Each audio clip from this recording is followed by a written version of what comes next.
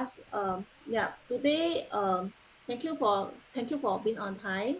Yeah, today we are at today we are going to. I'm Cynthia Ong from the GST division of IRAS.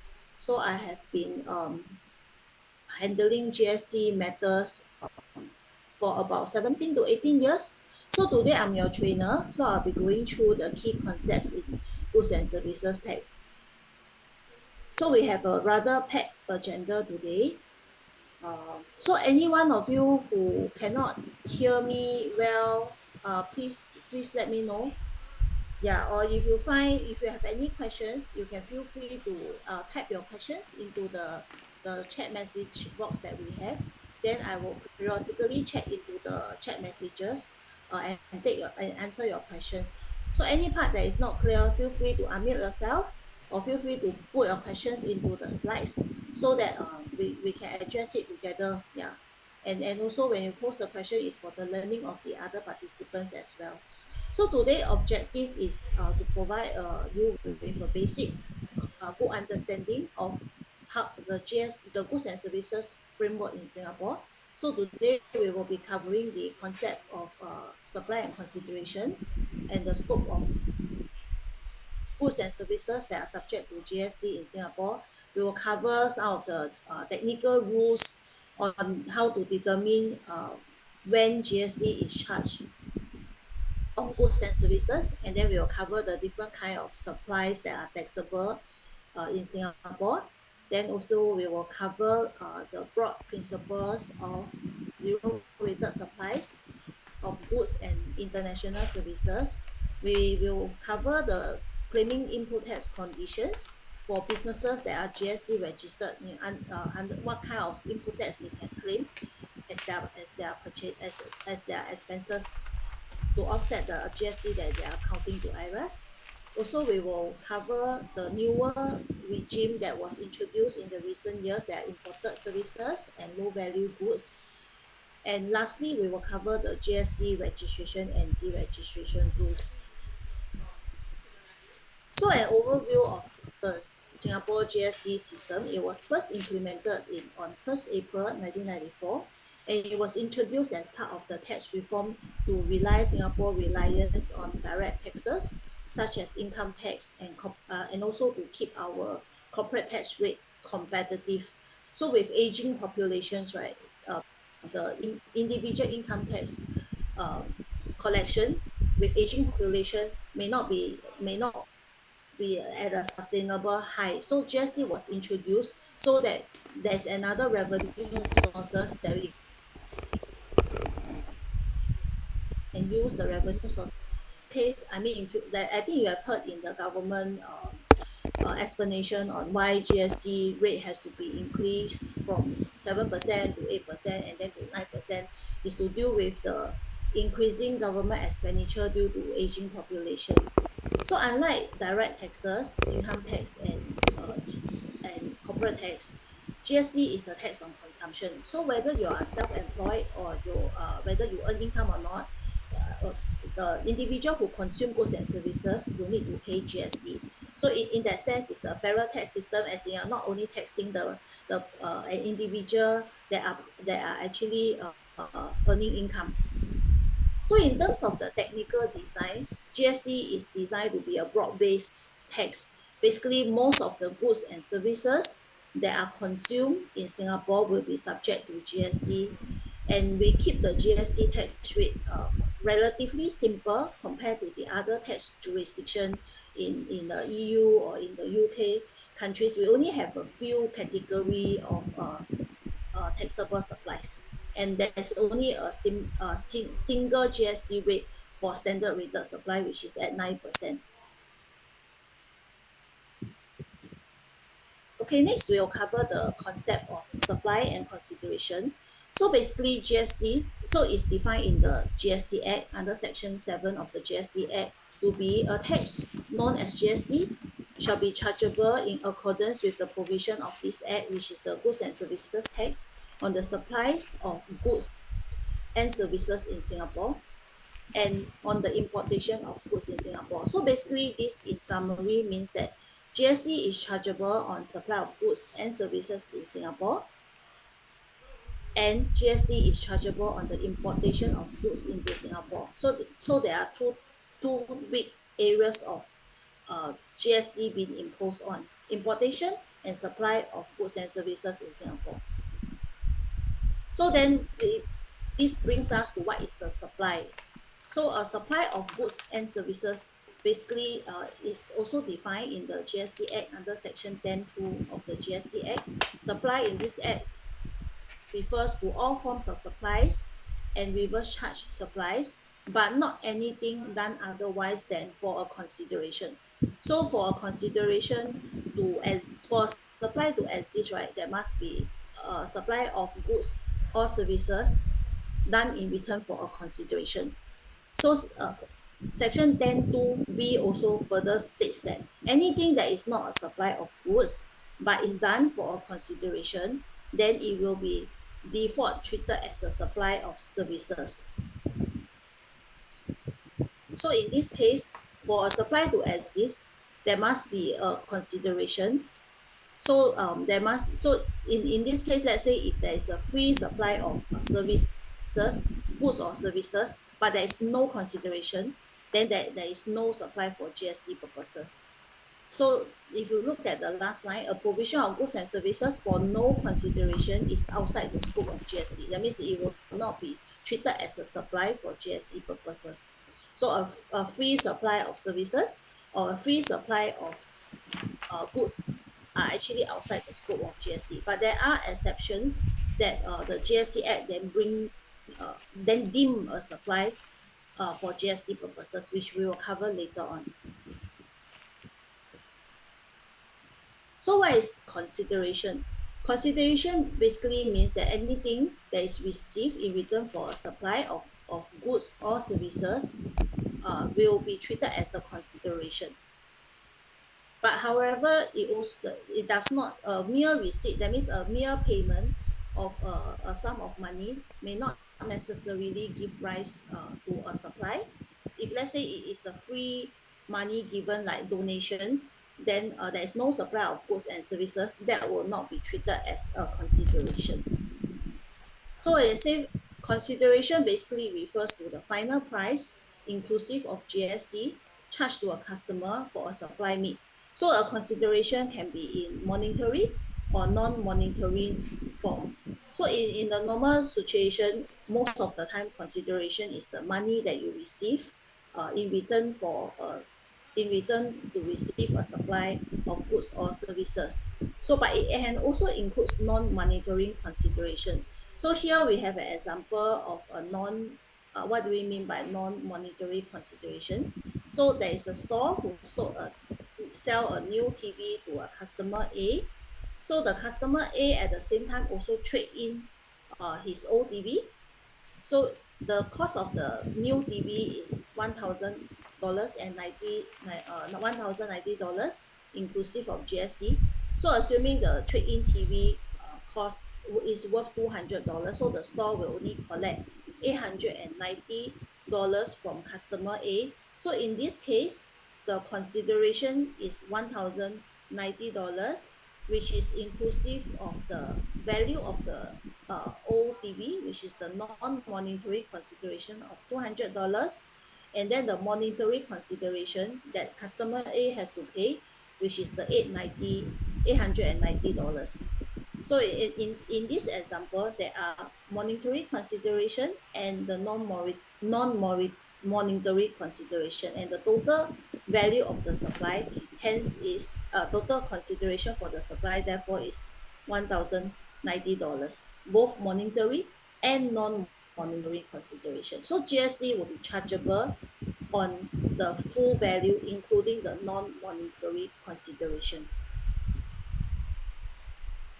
So also we want to make clear that is a common confusion that if the supply is not profitable, then no GST is chargeable. For GST is different. So consideration does not equal to the profit that the company is earning on the transactions. So whether the transaction derive a profit or a loss is irrelevant.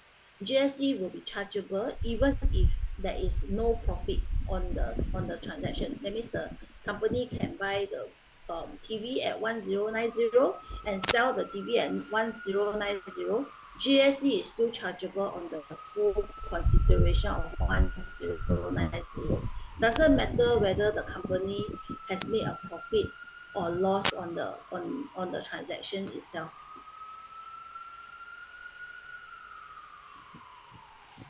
Okay, next we look at the value of supply. So value of supply, it basically equal to the value which is subject to GST. Consideration is the full amount of money received, whereas value of the supply is the value that is subject to GST. So based on the just now the example we have seen, right, the consideration is the total amount of money that is received, which is 1090.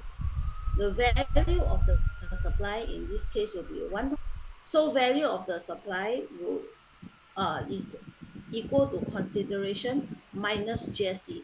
Why is this concept important and needs to be provided for in the law? Is because consideration is the total amount of money a company will, or the business will receive for a supply.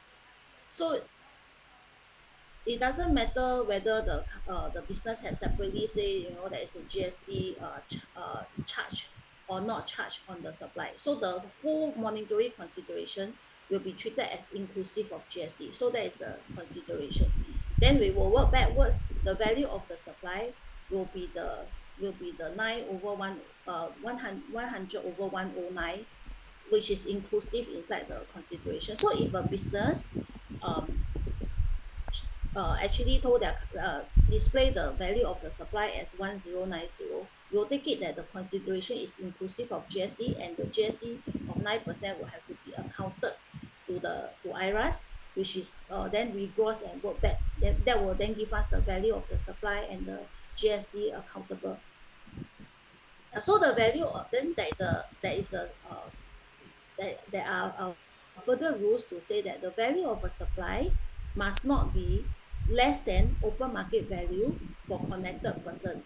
So if it's a connected person transactions, the value of the supply must not be less than the open market value. So GST will have to be charged on the arm's length price of the value of the transactions. So in addition to connected persons, the open market value rules, value of the supply must be based on open market value, also applies to transactions where the consideration is not wholly in money, and also not in money or not wholly in money, and also the supply is not for consideration but it's a deemed supply. That means it's a case whereby the goods are given away free. So the value of the goods that are given away free, it will be based on the open market value of the goods itself. So these are the three special, the open market rules apply for connected person, consideration where it's not in money or not wholly in money, and or whether there is no consideration but it is a deemed supply for GST purposes, in this case a supply of free goods.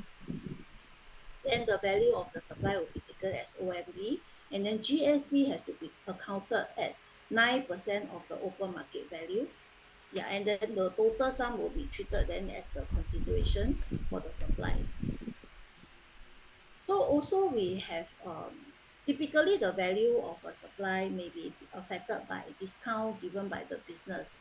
So ordinarily, if the discount is given to the customer, GST will be chargeable only on the discounted price, net of discounted price.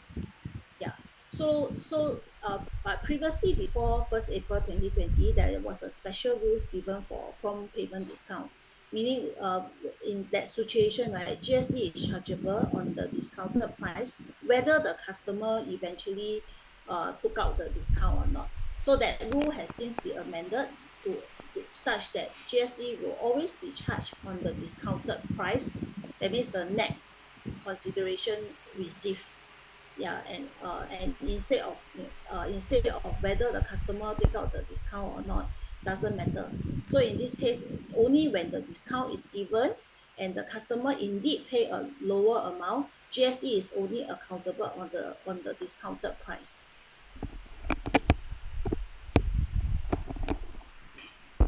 Okay, next we cover what is the supply. So just now we mentioned, right? So GST is chargeable on the supply of goods and services in Singapore.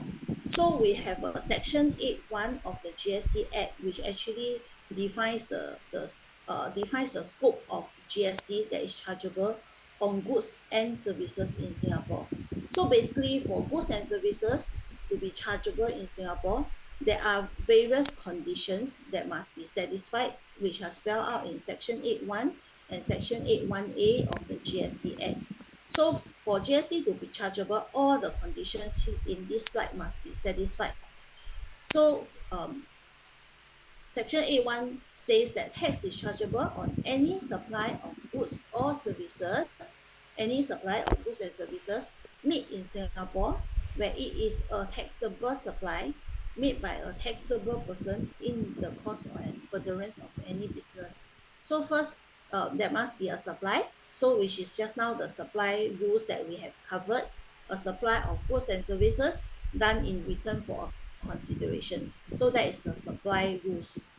So if a supply of goods and services done without any consideration, no money or no benefit received in return, then it will not be a supply for GST purposes. So it must satisfy the supply rules first. Then secondly, it must be a taxable supplies. So taxable supplies, we will have zero rated supplies, standard rated supplies. That will be taxable supplies. So so it must be a taxable supply and it must be made in Singapore. So then that brings us to the place of supply rules. Then we will look at we have to determine where the supply is being made. It has to be made in Singapore before it can be subject to GST in Singapore. Then second last condition is it must be made by a taxable person. So a non-GST registered person or not liable to register for GST, the person cannot charge GST. So for a supply to be subject to goods and services in Singapore, it must be made by a GST registered person or a person who is liable to register for GST. Okay, so then the last condition is the supply must be made in the course and furtherance of the taxable person's business. So it has to be done in the course and furtherance of the business, and it's not a private activities of the business. So it must be made in the course and furtherance of the business. Generally, the last condition is a very very wide test. Most of the activities carrying on by a business will be caught by this rule, business test rule. Yeah, so in addition to the any supply of goods or services made in Singapore, right? So there is a new provision that was added in 2020, which is Section 8.1A, which also provides that tax is chargeable on any 7 scheduled supply. So 7 scheduled supply actually refers to imported services, goods that are procured by local recipient from overseas, and the importation of low value goods will also be taxable supplies of goods and services in Singapore. So we expanded the scope to bring in these two type of services and goods. Okay.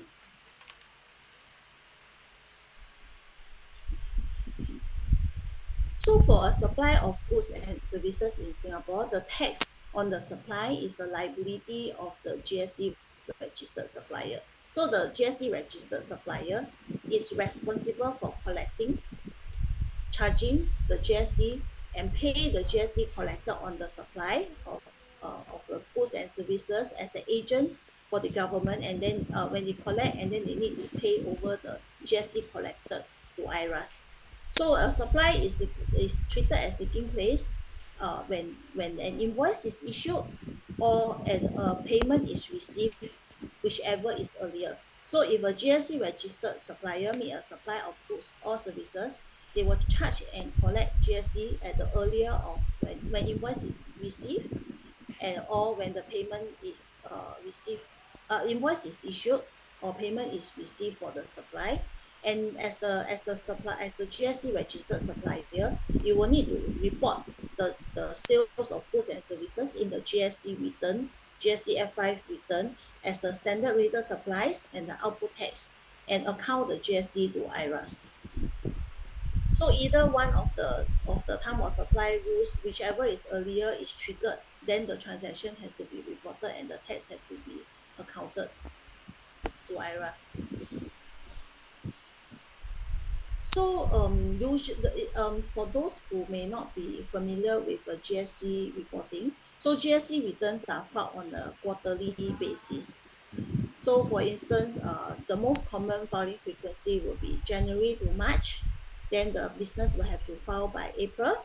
Then the next one, April to June, then business has to file by the month of July. So most of the businesses are on quarterly GST return. So they will file the GST return every 3 months.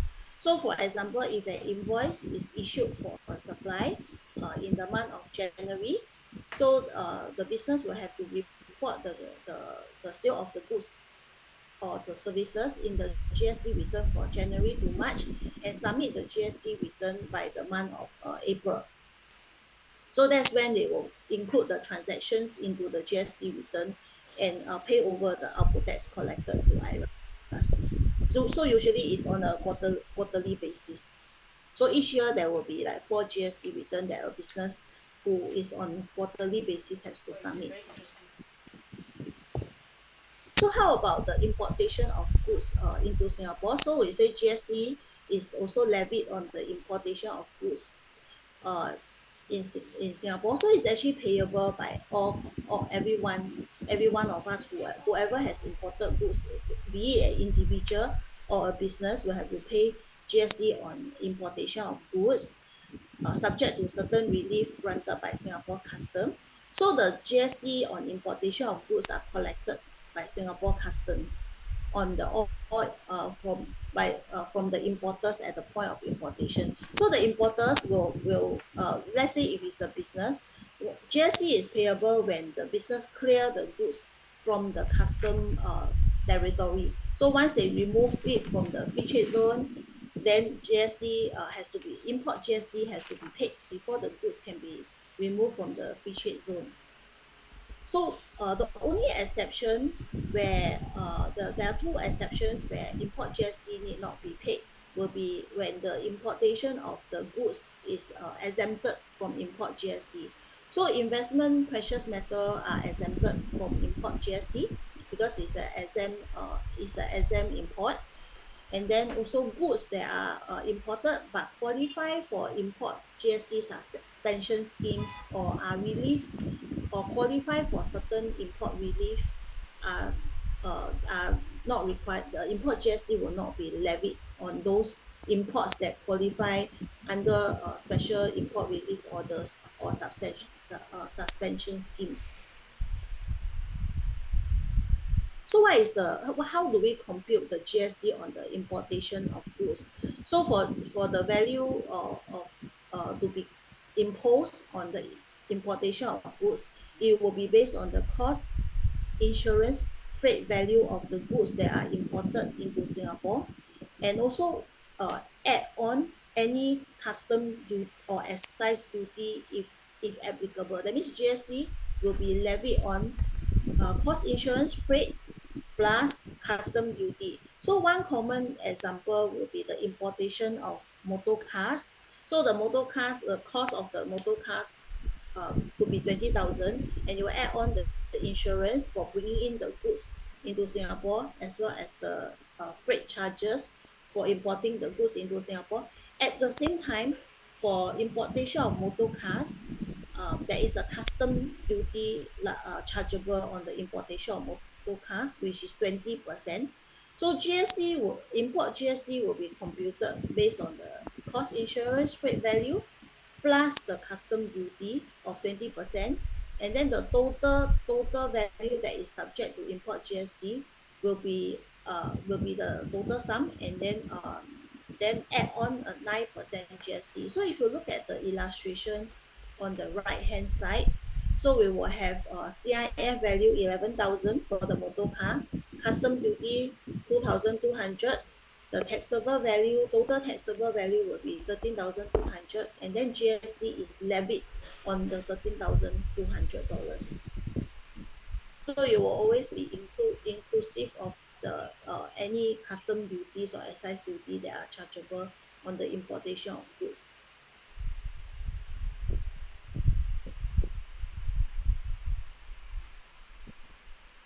We mentioned that all importation of goods into Singapore will be subject to import GST.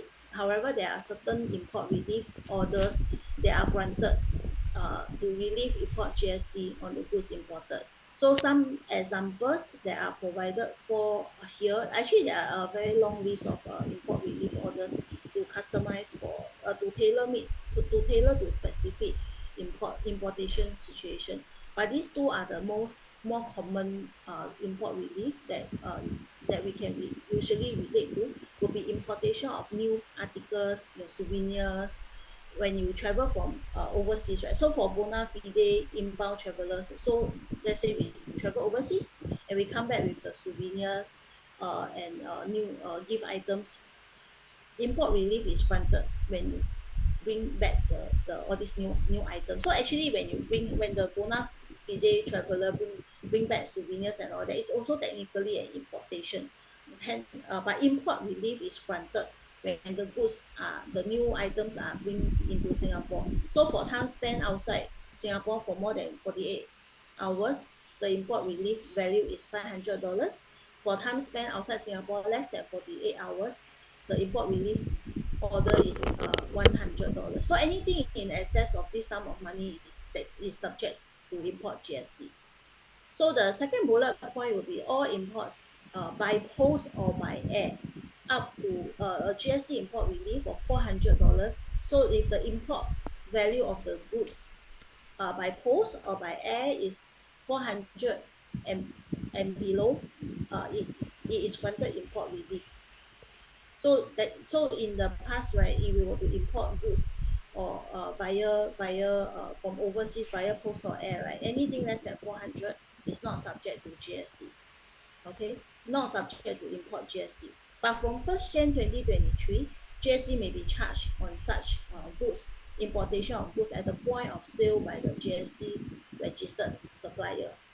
So these are the importation of low value goods. But the GST is not import GST. So the GST is actually GST charged by the GST registered supplier. So there is a slight difference. So the import relief for, by Singapore Custom the import relief on the importation of goods will still stay, but except for certain situation, GST may still be charged if the sale is made by a GST registered supplier. This one for this part we will cover more in the subsequent slides. So far so good. Any questions?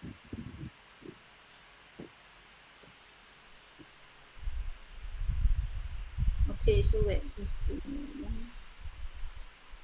So far no question. Okay, yeah, I don't see any question in the group, the chat message box yet.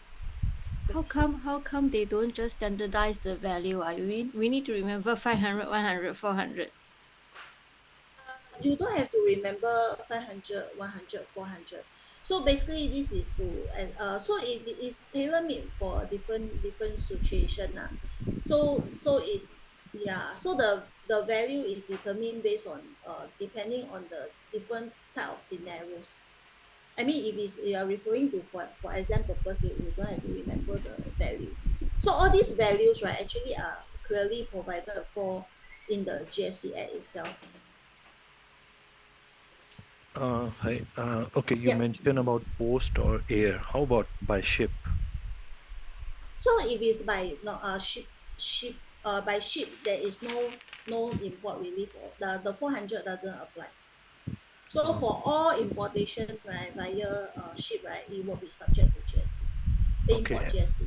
And the last sentence from 1st January, GST may be charged on such goods at the point of sales by GST register supplier. Does it means that if I am the I am the seller who is selling the goods to local consumers and importing it from some overseas like China or wherever and selling it locally, then I have to pay GST. It doesn't matter whether it's a 500, 100 or whatever. It doesn't Correct. apply. Huh? Okay. Correct. And provided you are a you are a Yes. GST registered supplier. Yes, correct. Okay. Thank you. Correct. Yeah.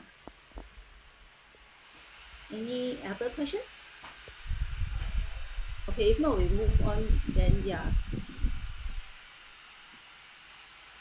Okay, so just now we cover on the supply of goods and services and importation of goods into Singapore. So now we move on to look at the place of supply. So the place of supply, based on the Section 8(1) of the GST Act, for it to be subject to GST, it must be made in Singapore, right? So how do we determine made in Singapore?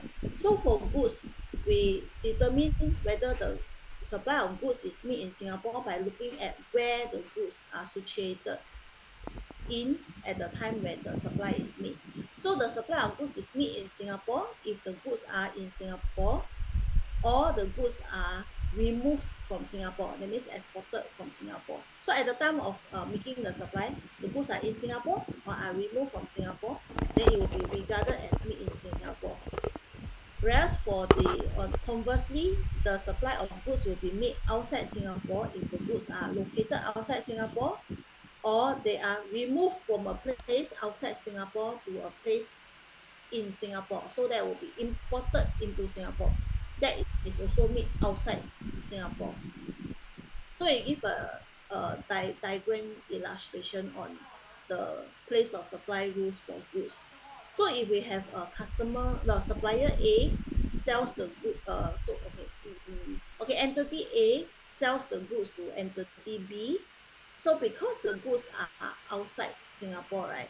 So that supply of goods will be treated as out of scope, outside Singapore, outside the scope of GST regime in Singapore. So then when B sells the goods to C, C will be the person who import the goods into Singapore. When B supply the goods to C, right, B supply of goods is also outside the scope of GST, so also out of scope supply of goods because the goods are located outside at the time the supply was made, and C will be the one who import the goods into Singapore, and C will be the one who with the shipping documents clear the goods from the Singapore custom, and C will be the one paying the import GST to Singapore custom. So the C purchases is actually out of scope, but yeah, so and it will pay the import GST to the Singapore custom. And when C supply the goods to D, right, the goods are located in Singapore at the time the sale of the goods are made. So only C supply to D will be made in Singapore, and the local supply will be subject to GST at 9%. So when C sells the goods to D, GST will have to be charged on the local sale of goods. Then okay, so assuming then D actually export the goods to A, right? So in this case, because the goods are removed from Singapore, the goods are still in Singapore, removed from Singapore, right? So it's made in Singapore. So in this case, the supply is made in Singapore, but the supply, because the goods are exported, so the export of goods will then be zero rated. So it is still a taxable supply made of goods made in Singapore, but it will be subject to GST at 0%. Yeah, so from here you can see that only C and D supply will be treated as made in Singapore because the goods are located in Singapore or removed from Singapore. This is what we mean by the goods are made. The supply is made in Singapore. Whereas for A and B, the supply will made when the goods are outside Singapore or when the goods are removed from a place outside Singapore to a place in Singapore. So A and B supply will be treated as out of scope, outside the scope. It will not be made in Singapore. So, but there is only one exception, which is from 1st Jan 2023, where we say low value goods sold outside Singapore by a GST registered supplier will still be subject to GST by a GST registered supplier. So this is the only exception, only applies for the low value goods, which is just now the question that was related to. Yeah, so if even if the goods are outside Singapore and is supplied by a local GST registered person, and the goods are brought into Singapore, even though it's less than $400, GST will still has to be charged and accounted for on the supply of the low value goods. So that's the only exceptions. Okay. Yeah, so for goods, we look at where the goods are situated at the point the supplies are made. So next we move to place of supply for services. So for place of supply for services, we look at the belonging status of the supplier.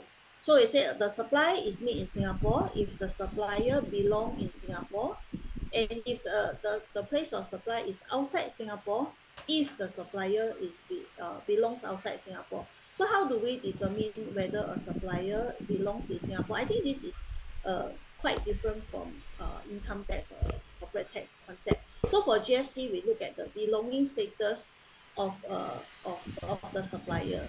We don't only look at the residency status of the supplier.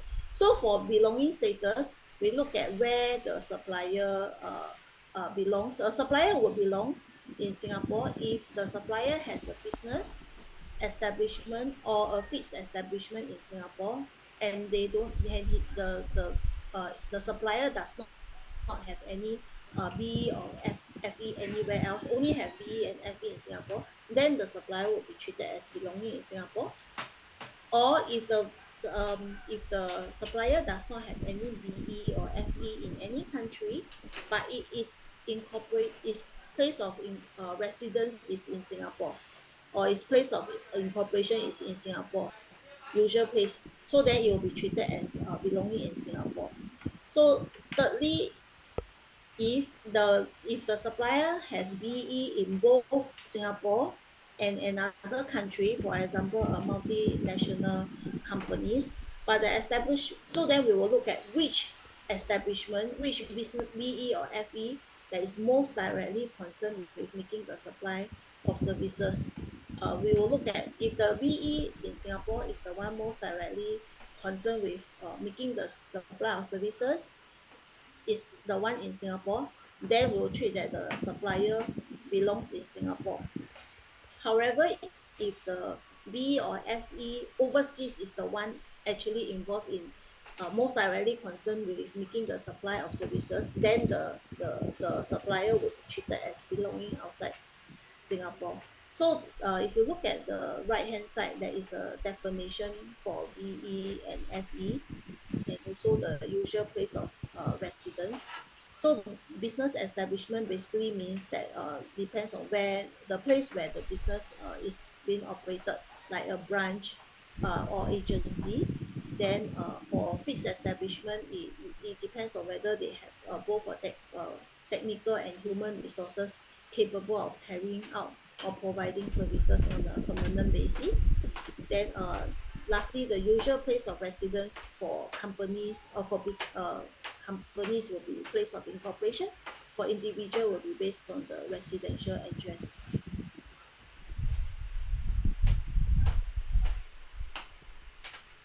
So for supply of services, really the rule is look at where the suppliers belong. Whereas for the place of supply for goods, you need to determine where were the goods when the supply was made. Okay, so the different type of supply and the GST rate. So just now I mentioned for Singapore, we try to keep the the GST tax regime simple. So there are only few GST rate. So we have standard rated supply, which are which are what the GST rate that will apply to most supplies of goods and services in Singapore, and the importation of goods. So that will be 9%. Then we have zero rated supplies, where GST can be charged at 0%, which is for export of goods and international services. Then we also have exempt supply. Exempt supply means that they are the services or goods are exempted from GST.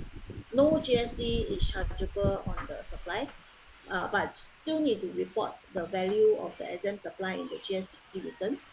So GST incurred for the making of exempt supplies will not be claimable.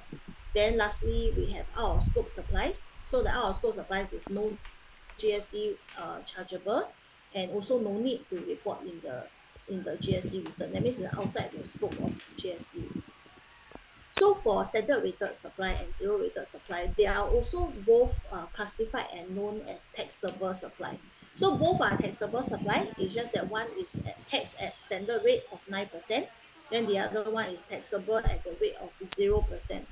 So for input tax incurred for the making of both taxable supplies and zero rated supplies, the input tax incurred on the purchases will be claimable.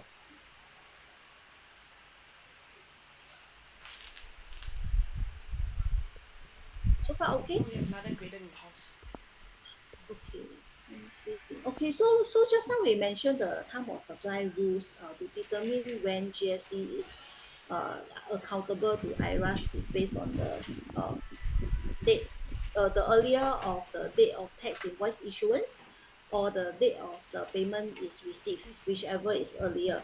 So during the GST rate change from 8%, 7% to 8%, or 8% then to 9%, in addition to the basic time of supply rule of looking at the invoice or the payment date, there's additional requirement to also look at when the goods and services are performed. So in addition to looking at the tax invoice, right, for supplies that span across the GST rate change, we will also need to look at when the goods and services are performed or when the payment are received.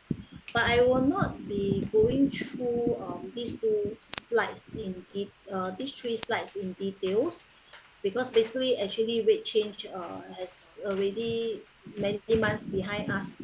So it's not exactly it's a transitional rules lah. So after the GST rate change has been implemented, actually these are rules typically will not apply to most of the goods and most of the transactions that a business need to report. So it will still fall back on the general time of supply rules. Yeah, so but just know that for transitional period, actually there is additional there is a need to ascertain the timing of two other events, which is the payment receive date and the goods delivered or services performed date. Yeah, so for exam purpose, we will not be covering we will not be testing transitional rules. So the whole idea of having the transitional rules is to ensure that the invoices are not issued just to so that to ensure that GST of a lower rate can be charged. So for instance, if the tax invoice is issued, so in the next slide, right? So if a tax invoice is issued before 1st Jan 2024, if the payment is received only after 1st Jan 2024, and the goods and services are issued provided only after 1st Jan 2024, the business is still required to charge GST at the rate of 9%. Okay, so then what the business will need to do is they will have to issue a credit note, cancel the tax invoice that has been issued before 1st Jan 2024, and a new tax invoice has to be issued showing GST charge at 9%. So in a way, it's a sort of an anti-avoidance rule, so that the tax invoice are not just issued to circumvent and to charge the GST at a lower rate. Therefore, it's still necessary to look at the payment and the date where goods and services are performed. So if the payment has been triggered and has been paid before 1st Jan 2024, then no issue, GST can be charged at 8%. Or conversely, if the goods and services has already been performed before 1st Jan 2024, no issue also, GST can be charged at 8%. Yeah, so it's just additional rules such that GST rate the correct GST rate should rightly apply, and it's not just due to the gaming and the by issuance of the invoice earlier, then can charge at a lower rate. Yeah, so the rules was just aiming to circumvent any gaming. Yeah. Okay, so similarly, the first gen, the concept is the same. So the business can choose to charge at a lower rate if the services has been performed or the payment has been received already. So even if the invoice is issued after 1st Jan 2024, if the payment has been received, the business will have to charge GST at 8%. Or if the goods and services has been performed, the business track the basic tax code, they can also elect to charge GST at 8%.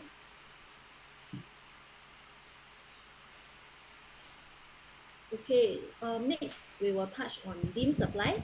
Just now we mentioned that supply of goods and services in return for consideration, then it's a supply for GST purposes, right? So if it's a free supply of goods and services, right, there is no supply for GST purposes. But the GST Act provided for a situation of deemed supply. That means we deem that there is a supply for GST purposes. So deemed supply applies for a situation where there's no consideration, there's no payment involved, but still a supply for GST purposes. So they include the gift of goods to customer, employees, or associate. So if you give away free gifts, there is a need to deem a supply. Deem supply means deem as if there is a sale, a supply made, and then output tax has to be accountable, right? So but the exception for deemed supply of gift of customer is the gift is less than $200. If the gift is less than $200, then don't need, or it is in the form of sample, then don't need to deem a supply and account for output tax. Or a situation where the business has not claimed any input tax on the purchase of goods, so they did not claim it, then also don't need to deem output tax. So the second category will be goods used for private or non-business use for free. So meaning to say that the business asset put to private use, like for example, a food delivery business choose to allow the employee to use the, let's say, motorbike for their own uh, private purpose, like weekends or after the office hour. So this will be considered as goods used for private purposes. Then the deeming will apply. Yeah, unless a situation where the business choose not to claim the input tax. If the business choose not to claim the input tax on the portion that is for private use, then also no deeming is required. Yeah, so then lastly, the deemed supply. So is at the point where the company holds the goods or fixed asset at the point of deregistration. If the value of the business asset is more than $10,000, then there is also a need to deem a supply, even though the business has not sold off the goods or the asset. They didn't sell, but the GST Act deemed that there is a supply for GST purposes. If the value of the asset is more than $10,000, they need to deem the output tax and then account it as if there is a sale made on the goods held at the last day of the deregistration. So when the supply is not applicable in GIS, if let's say no input tax was allowed on the purchase or the business or on the importation of goods. So in this case, if the purchases input tax are blocked, or the business choose not to claim the input tax, or the businesses not choose not to claim input tax, or the input tax is blocked, or they have made the purchase from non-registered supplier, or the purchases were made before GST implementation on 1st April 1994. So one example could be a company purchase a property, before 1st April 1994. So they didn't incur any GST on the purchase of the property. In this case, assuming a commercial property. So at the time, let's say today in year 2024, they decided to cancel their GST registration because they have not claimed any input tax when they first purchased the property before 1st April 1994, right? No GST was incurred. So likewise, at the point when they deregister from GST, they don't have to deem any output tax. Yeah, so this is This is that example. Yeah. So then just to probably make it a bit, when we say no import tax was allowed on the purchase or the importation of goods, right? So what about if the goods were imported using with GST suspended, maybe the goods were imported under major exporter scheme, so GST was not paid to Singapore custom. So would the deeming apply to such goods? The answer is yes. So the GST has been suspended is as well as GST has been allowed to the business. So if the business has give away the goods that were imported with GST suspended, right, and the value is more than $200, right, then deeming will likewise apply. Okay. So deemed supply also will not apply, will not be applicable for free accommodation in hotel boarding house given to employees, or free food and beverages that are given to employees. So specifically in the second schedule of the GST Act, para 10, they provided that these two categories, if are given free to the employees, then there's no need to deem supply. Never, doesn't matter what is the value. No deem supply is applicable. Yeah, so just now we mentioned that the effect of deem supply is that the business has to report the deemed supply as standard rated supply based on the purchase price of the identical goods, which is based on the OMV value of the goods, and then they have to report the deemed output tax based on 9% based on the value of the supply, value of the goods given away, or the value of the goods held at the point of deregistration. Okay, yeah, let's do a poll to test our understanding. So okay, so I go through the question, and then you will tell me which of the following transaction is subject to GST at 9%.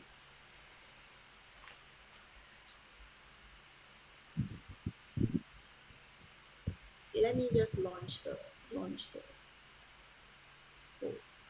Then you all can vote your answer and test your understanding whether you understand what I've explained so far correctly.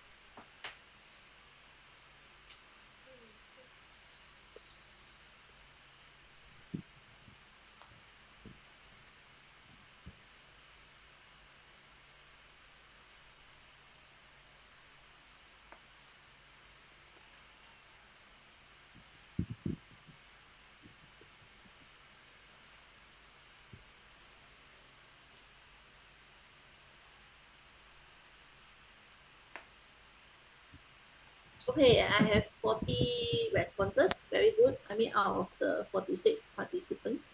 Okay, let me share the result and then I'll explain. Yeah, so majority of you have chosen marketing services provided by a Singapore GST registered branch of a multinational company. Then only one respondent has chosen that sponsorship given voluntarily. Okay, I stop sharing. So okay, so probably okay, first we say goods sold where majority of you got it correct. Okay, so the answer is B, marketing services provided by a Singapore GST registered branch of MNC to local customer in Singapore. So because just now we covered that okay, so B, marketing services is supply of services, right? So supply of services, we look at where the supplier belong. So because the supplier has a branch in Singapore, and also obviously in this case, the MNC also have B or FE overseas. But because the Singapore branch is the one that provides services directly to the customer in Singapore, therefore belongs in Singapore, therefore the supply is treated, the supply of services is made in Singapore and subject to GST at 9%. So why A is not subject to GST? And all of you got it correct because the goods were delivered from one place outside Singapore to another place outside Singapore. So doesn't matter the supplier is in Singapore or not, belong in Singapore or not, because the goods are located outside Singapore, they are out of scope, not subject to GST in Singapore. So why C is not subject to GST in Singapore? Sponsorship given voluntarily means there is no supply of goods or services in return to the sponsorship given. So there is no supply for the money for the sponsorship given. So it's outside the scope of GST because it's not a supply for GST purposes. There is no close nexus between the supply and the sponsorship given. There's no supply of services given. Okay, so that's why the answer is B. Okay, poll 2.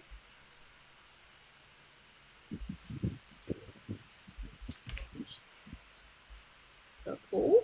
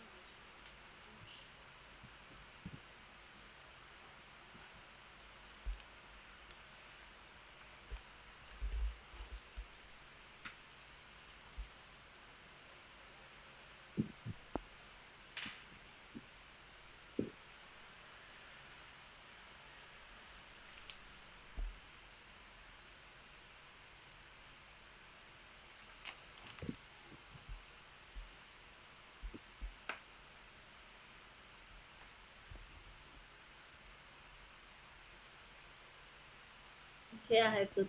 Okay, let's aim for 40 participants responding at least.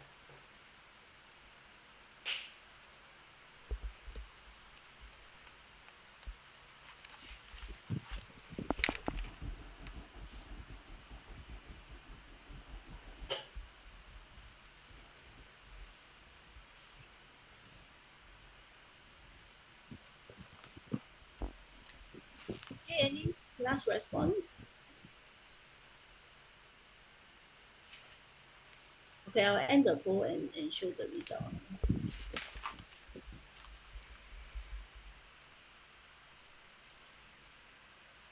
Okay, so there is the mixture of answer given. So all answers that some of you have chosen the answer. So okay, the correct answer is B.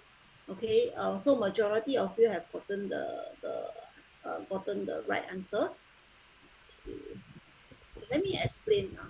Okay, so which of the following transaction is a deemed supply of goods and output tax of 9% has to be accounted for? So for A, right, free software trial for 7 days, right? The free software trial can be a supply of goods or a supply of services. In this case, free software trial is an off-the-shelf package. So it's a free supply of services. Generally the free software is a supply of services. Because it's a supply of services, right, no deeming is required. So just now when we cover deemed supply, right, deemed supply is only applicable when it is a deemed supply of goods. Okay, deemed supply of goods or goods, that means give away goods or goods put to private use. So if a company provide free services, right, the deeming will not kick in. So only deeming will only kick in when it is a deemed free supply of goods or goods put to private use. It does not apply to free service. So in this case, free software services provided to new customer will not be applicable. Deeming will not be applicable. So no need to account for output tax on the supply. Okay, B then is products given away, and because the products given away cost $500, right? So it's more than $200 each. That an input tax claim was made on the product, on the were previously claimed on the products, then therefore deeming will apply. So if it be if it the situation if the goods cost less than $200 or the goods were purchased from non-registered person, then the deeming will not apply. But because in this question the goods cost more than $200 and import tax was claimed previously, therefore deeming will apply. So for C is a trick question. So because at the last day of registration we say you need to deem a supply only when the value of the asset on hand is 10,000 or more. So in this case it's only 8,000. So deeming will not apply. So if the asset value is less than 10,000, the business don't need to deem upward tax on the asset held on the last day of the registration. Okay? The answer we will share on Monday, upload in the portal. So you for to aid revision yeah. So I will have included the explanation in the slides also. Okay, next we move on to exam supplies. So there are 4 categories of exam supply in Singapore. So there are financial services, sales and lease of residential properties, then investment precious metal, as well as supply and loan of digital payment token. Okay, so the sale and lease of residential property in Singapore are exempted from GST. I don't know how many of you know this. I mean, if you are familiar with GST, you probably know. For those who are not familiar with GST, so our residential property, if you purchase a HDB and or a condo or a landed property, they are residential properties and they are not subject to GST. Okay, so they are exempted from GST, so they are exempt supplies. So the rationale for exempting residential properties is one to make the land residential property affordable for majority of the Singaporean in the land scarce Singapore. So you want to make sure that most majority of the Singapore population will be able to afford a roof over our top. Yeah. So so there are two a residential property basically uh, refers to vacant residential land and residential property building flat or tenement. So even the sale of the vacant residential land it is also exempted from GST. So for vacant land that are zoned residential in the master URA plan or in the or the vacant land with existing building which are to be demolished, and then it will only be used for residential or condo development, those will fall under residential land. So vacant residential land is also exempted from GST. So if SLA sells vacant residential land or it will be exempted from GST. So then the other category will be our residential buildings, which are essentially are buildings approved for residential use by URA. So there are some buildings that are maybe not so clear whether it is for residential for residential use or that should be classified as residential building. So in the GST Act, there is a GST buildings flat and tenements for residential purposes order, which we specify which are the properties that are for that are residential property and which are the residential properties which are not residential properties.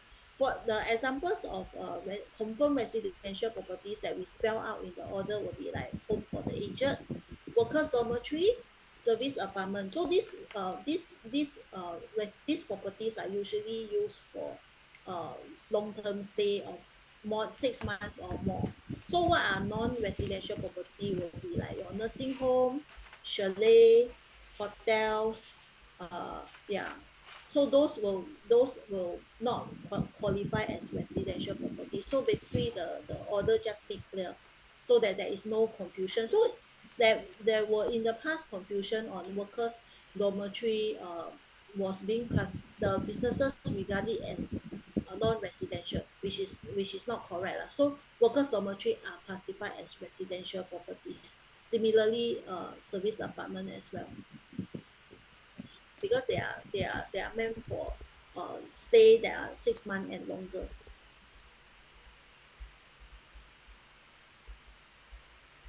Okay, then the next category will be our financial services. So most of the financial services in Singapore and also in other countries are exempted from GST. Why? It is because it is inherently difficult to identify the value add inside, because GST is a tax on value add on of goods and services. So for financial services, it's inherently difficult to determine exactly what is the value add in the value of the supply, and then make it very hard to determine the value of the GST chargeable on the exempt supplies. So here in the table is a summary of all the exempt supplies, examples of exempt financial services in Singapore. So like for example, the operation of current deposit saving accounts, if there is the bank charge any fee for current deposit and saving accounts, that fee will be exempted from GST. So the exchange of currency, just like we go to the money changer and we exchange Sing dollar for example Malaysia ringgit, that exchange of currency and will be exempt from GST.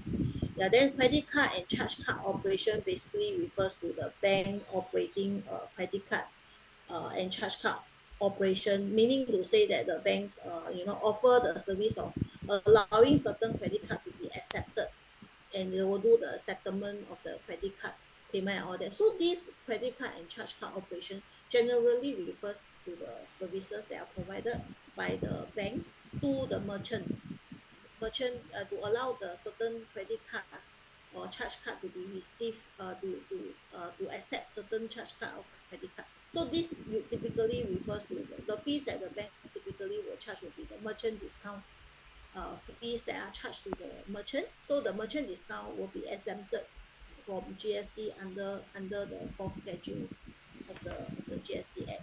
Yeah. So but this does not cover the uh, um, for example, the membership fee or the annual charges charged by the bank to the credit card holder. So if let's say the bank charge an annual subscription fee to the credit card holder, right, those fee will be taxable. Annual subscription fee is subject to GST. So if you look at your bank statement, actually the annual subscription fee, if the credit card company try to charge you, right, those will be subject to GST. Usually the fee will be inclusive of GST.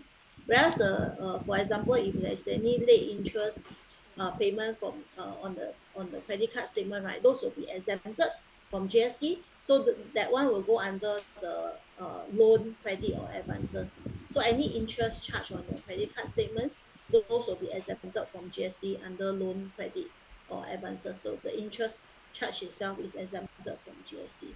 So I will not go into details of each and every financial services.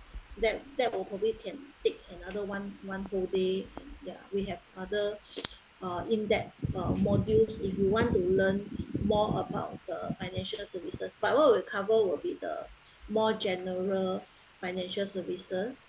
Okay, so for example, the next one that are more common one will be like debt security and equity securities that most businesses may encounter. So debt securities, maybe it could be like a case of the company issue bonds or the company issue shares. So issuance of bonds and shares will fall under debt securities and equity security. So if a company issue shares or issue bonds, that will be the exempt supply made by the business. Or if the company sell shares, yeah, that will also be exempt supplies as well, or sell bonds.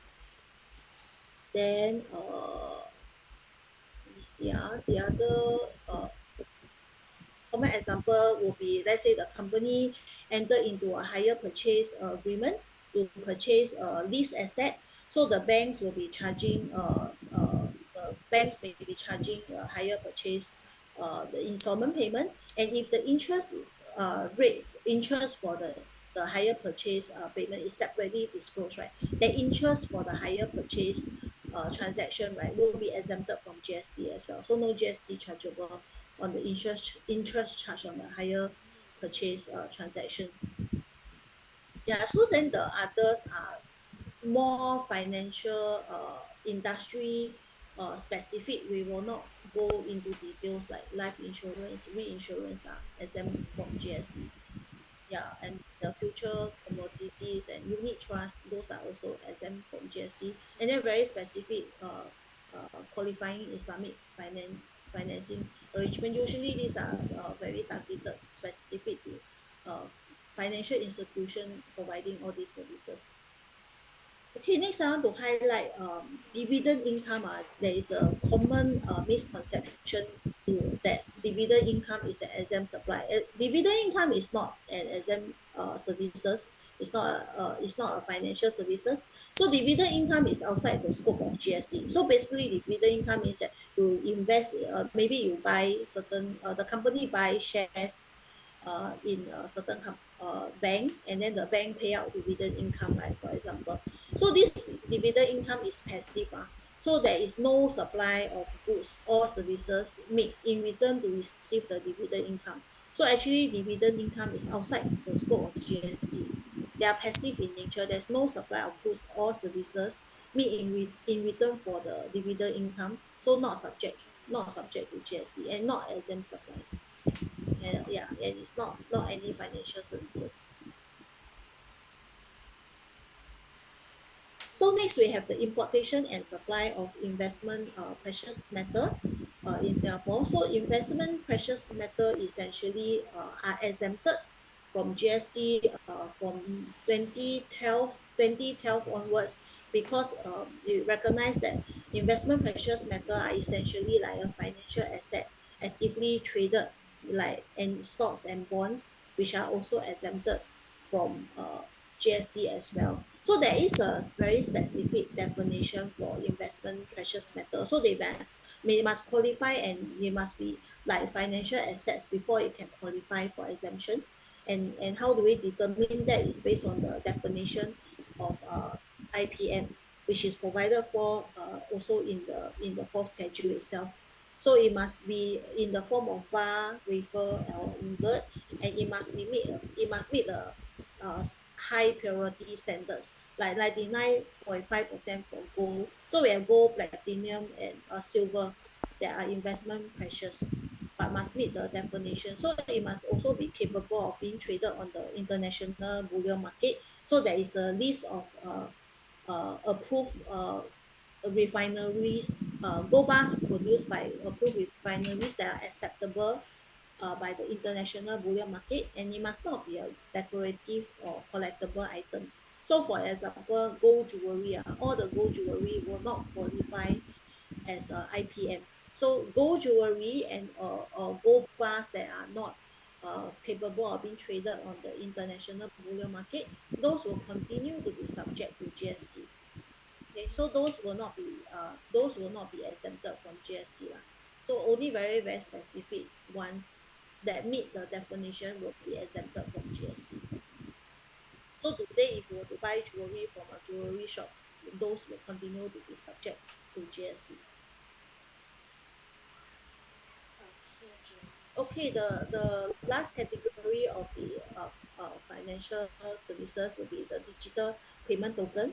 So from 1st Jan 2020, digital payment token, well, the sale and the loan of digital payment token will likewise be exempted from GST. So basically, digital payment token, right, bears a characteristic of cryptocurrencies that actually function like money, function like for example Bitcoin.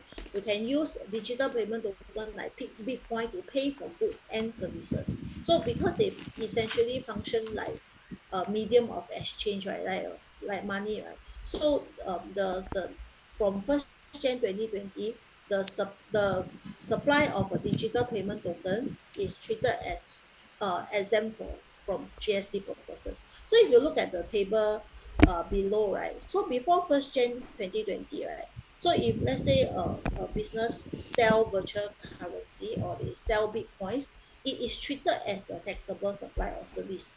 So that means it's like a barter trade. One person sell the virtual currency, need to account for output tax on the supply. Yeah, so and then the other leg is the money, right? So money, there's no supply. But when the virtual currency is being used for goods and services, then it will be the barter trade.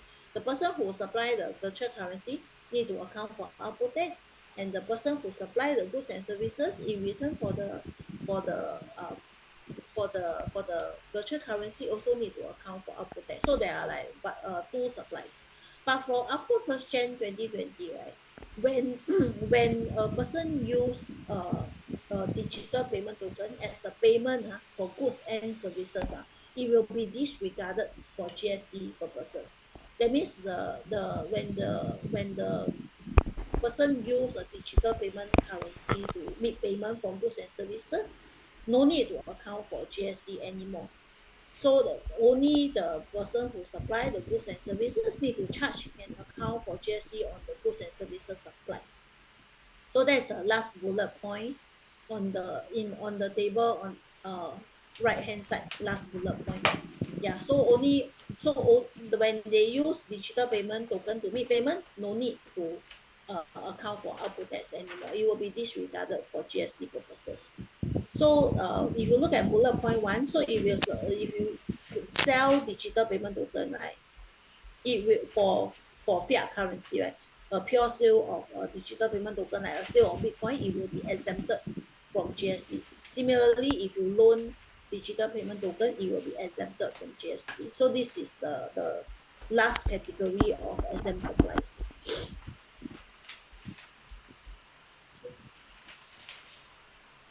Okay, so the fourth schedule also provide that GST exemption is not applicable for certain type of services that are linked to financial services or sale of lease of residential property. So services comprising of arranging, booking, underwriting, or advising or of financial services or sale and lease of residential property in return for commission or brokerage fee, right, continue to be taxable. Okay, continue to be taxable. Later I will give some examples. So similarly, the sale and lease of movable furniture and fittings are in a residential property. The sale and lease of the furniture and fittings continue to be taxable. Then of course the construction of the residential property, maintenance or upkeep of the residential property also they continue to be taxable. So we need to say that construction of a residential property, let's say a developer constructing a residential development, right, the construction services itself is still taxable, still subject to GST. Yeah, only the sale of the residential property itself is exempt from GST lah. Yeah, so yeah, the last one is just if you know a flat or a tenement that is not principally used for residential purposes. If it's not for residential purposes, then it will not qualify for exemption. So there's also a very important rule in under section 21(2) of the GST that says that if exempt supply qualify for zero rating, then exemption will override. No, zero rating will override as exemption. So meaning to say that if exempt supplies also qualify as a zero rated supply under section 21 of the GST, and it falls within any of the description to qualify as an international services, right, then the supply will be zero rated instead of exempt from GST. Can you give us example? Yeah, so I'm coming to the example. So okay, so for example, right, common example of exempt supplies, right. So let me see. So okay, the second, if you look at the second row in the table, interest income, right, deposit from the provision of loan. So you receive income and you deposit money with a bank, right. So if you receive interest income from a local customer or from a bank, it will be exempt supply. But if you receive interest income from an overseas bank or overseas customer, right, then the exempt supply will qualify for zero rating. So meaning to say that if the company deposit money in a overseas bank and they receive interest from the overseas bank, that interest will be zero rated instead of exempt supply. Okay, So then the value of the supply to be reported in the GST return will be in the case of the interest income, we will report the value of the interest income as exempt supply or zero rated supply if the interest qualify for zero rating. Okay. Yeah. So another, let me see. So another example would be like if you look at the last row of the table, right? Sale or issuance of shares or bonds, right? If you issue shares to a local buyer, it will be exempt from GST. But if you issue shares and the buyer is an overseas person, right? Then it will qualify for zero rating, so that supply will become zero rated instead of exempt from GST. Okay, so then the value to be reported will be the value of the gross sales proceed received from the issuance of shares. Yeah, so then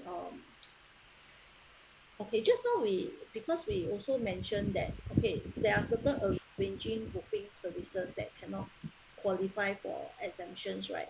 So if let's say the broker charge the company for the issuance of shares, right? So they charge a commission to facilitate the issuance of shares, right? The brokerage fee or commission charge will be subject to GST. It will not be exempt supply. So that's the last rule.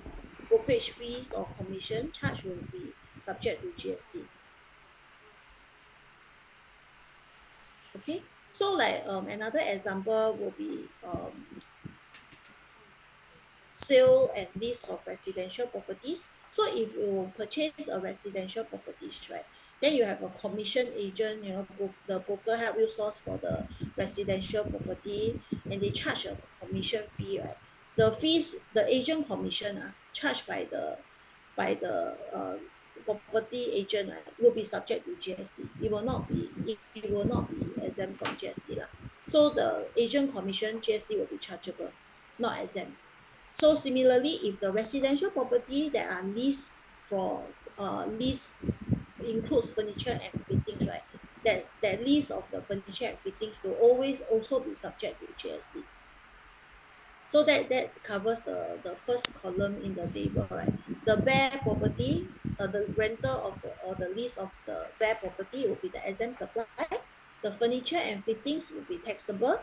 Any agent commission charged by the agent will also be subject to GST, also taxable. Okay, usually it will be the 9%.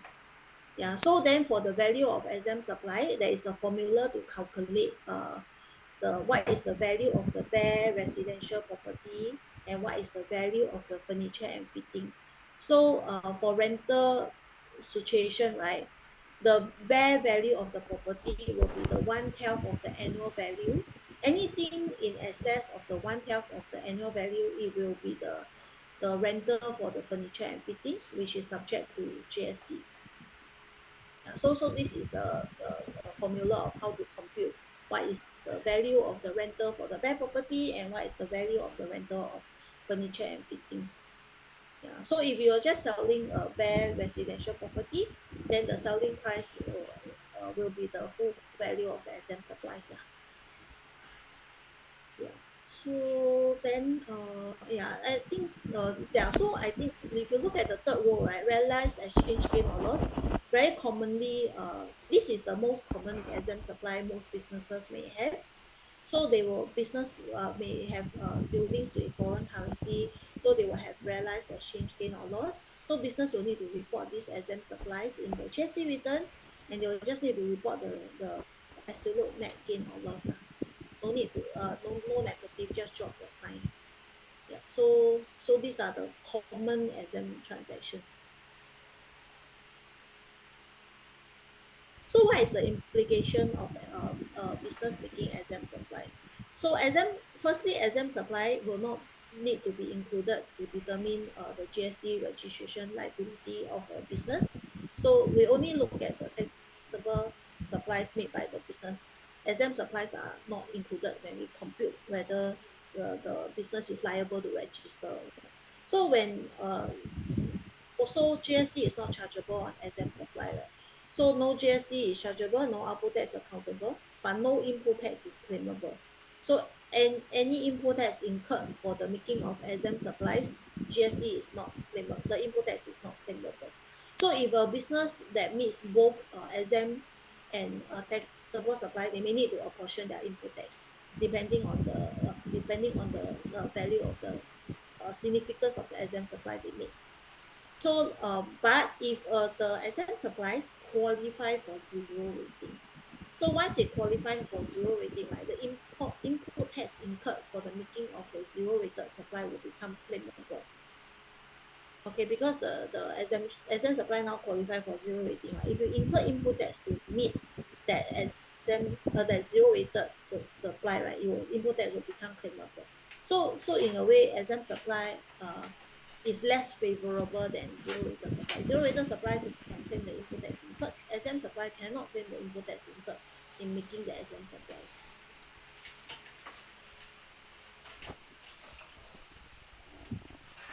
Okay, we do another poll. So which of the following transaction is an SM supplies?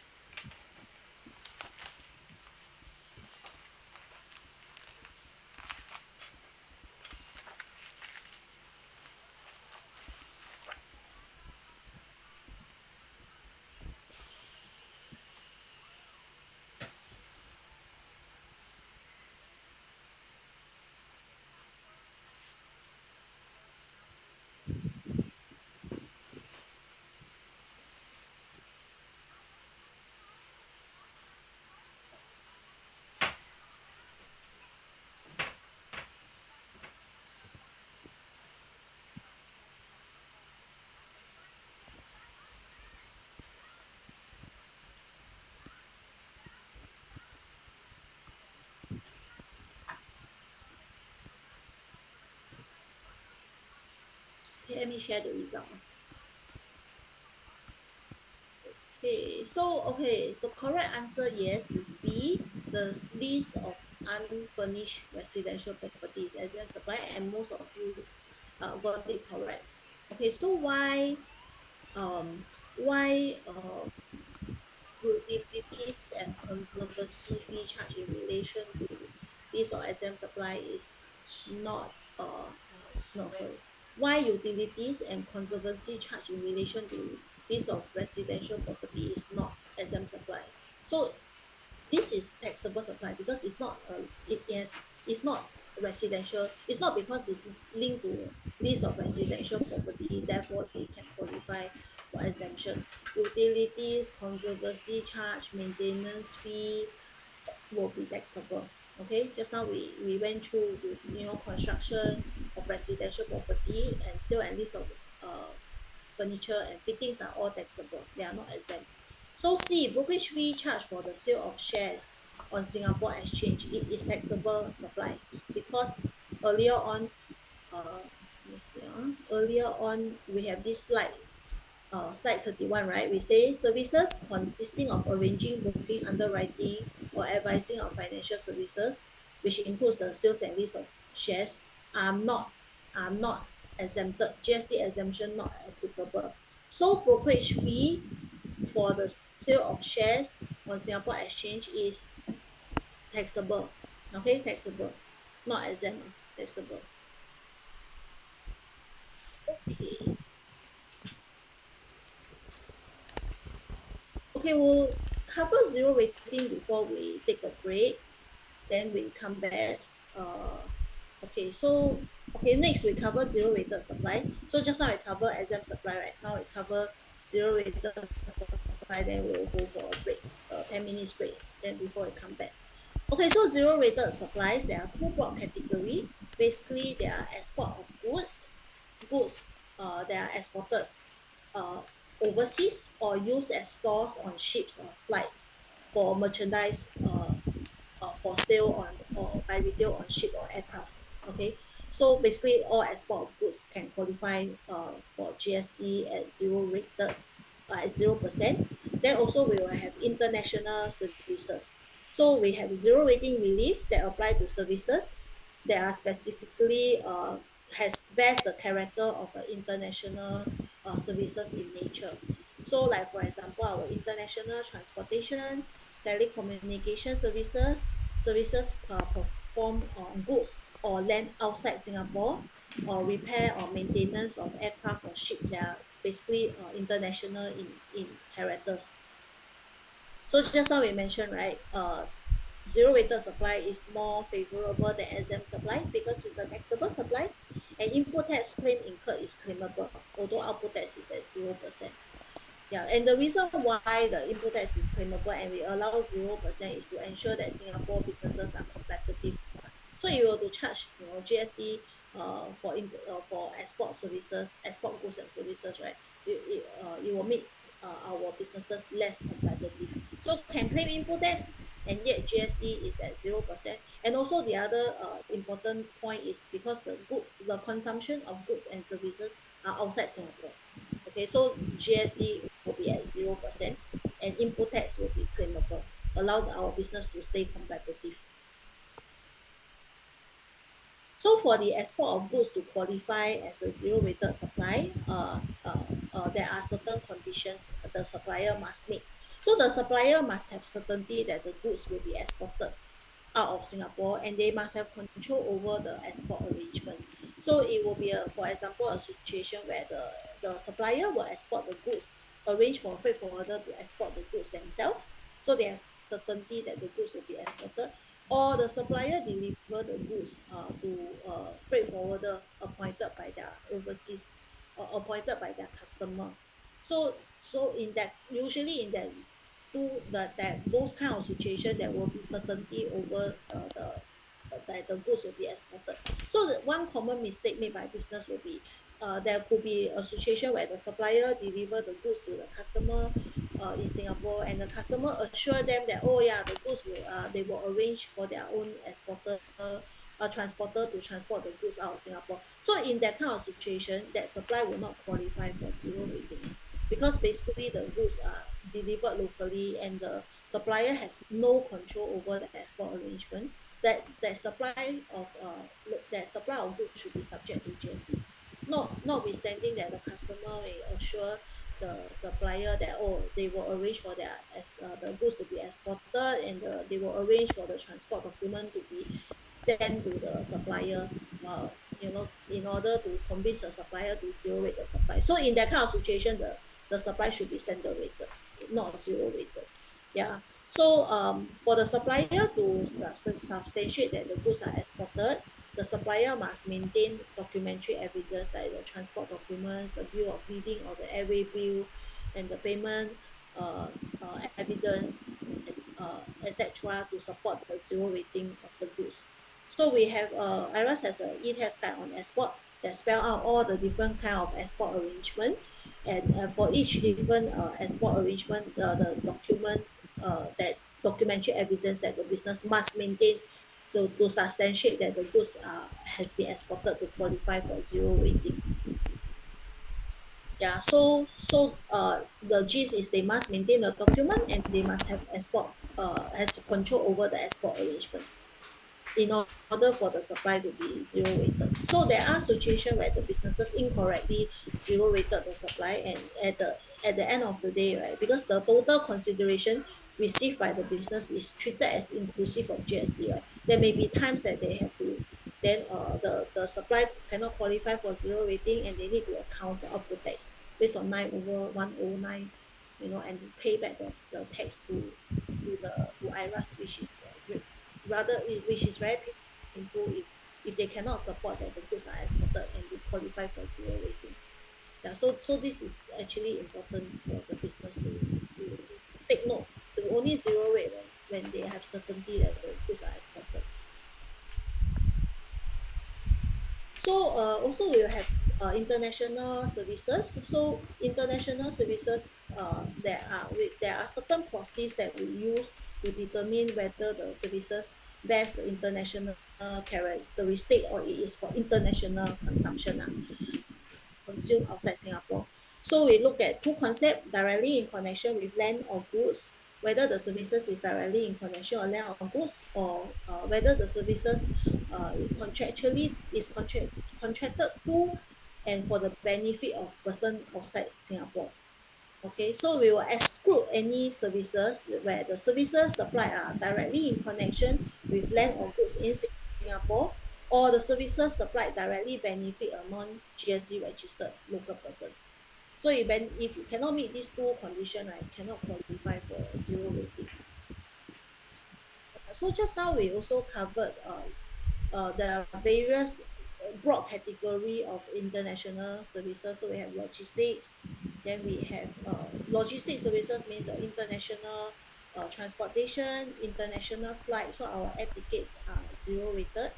Then general services that are wholly carried out outside Singapore or directly in connection with goods or land outside Singapore, those will be also zero rated.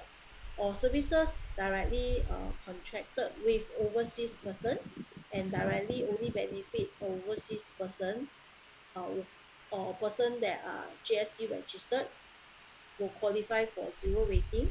Then we have marine and shipping services. Those will all qualify for zero rating due to the international characteristic. And then also international telecommunication also will be zero rated under section 21 3Q. Okay, I have a question in the chat box.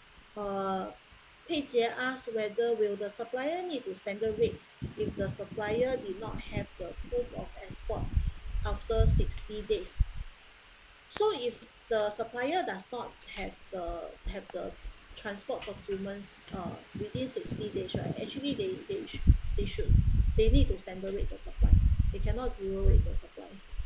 Yeah, so they need to maintain that documents within 60 days before the supply will qualify for zero rating. So at times, right, some businesses they may not be certain that they will have the necessary transport document. They may choose to standard rate the supply first, and then if they are very certain that they have all the necessary documents to be assured that the goods are exported, then they will do the adjustment to zero rate the supplies. Yeah, so if there is no transport documents to support the zero rating, then output tax will have to be accounted as standard rate. Okay. Okay, so this is a slide giving common examples of zero rated services. So just now I mentioned sale of air ticket is zero rated, international transportation under section 21(3)(a). So likewise, if you buy travel insurance are also zero rated under section 21(3)(c), arranging of insurance travel insurance is zero rated. Then okay, next, commission charged by an estate agent for brokering of the sales of an apartment in London, because the in this case the goods is the apartment in London so the services is directly in connection with land or goods located outside Singapore. So the services charged by the booking agent will qualify for zero rating under section 21(3)(e). Then the other common zero rated services will be market research services provided to an overseas company. So in this case, the market research services is on consumer consumption trend in Asia, is general, not directly in connection with any land or goods in Singapore. So the services is under a contract with a person who belong outside Singapore, and it directly benefit the overseas company who belong outside Singapore. Yeah, so because the services also not directly in connection with land or goods in Singapore, it will qualify for zero rating under section 21(3)(j). right? Then lastly, our international call services by the telco all will qualify for zero rating under Section 21(3)(q). Okay, yeah, so that's much about zero rated supplies. You all have any questions? If not, now the time is 10:45. We will take a 10 minutes break and come back about 10:55. Yeah, yeah, because we really have quite a heavy agenda today. Okay, so there is a question by Corinne in the chat. Do we need to remember the different section of the GST Act? No, you do not need to remember every different section of the GST Act. Yeah, so for in terms of answering wise, I do not need you to quote the GST Act lah. But I just clarified with Tax Academy, you are allowed to bring in clean copy of the GST Act for your exam for reference purposes. So you can bring in a clean copy of the GST Act. If you like to refer to the relevant provision.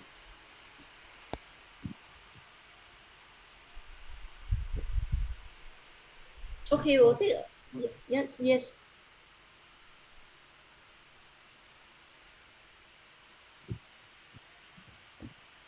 Okay, So, Cynthia, I hear you are saying you're going to take a 10 minutes break, right? yep. Hey, this is Elizabeth. Yeah. So, shall I display the clock so the participants can see? Yeah, sure. Okay. So yeah, you all can keep the questions coming in so we can address it after the break.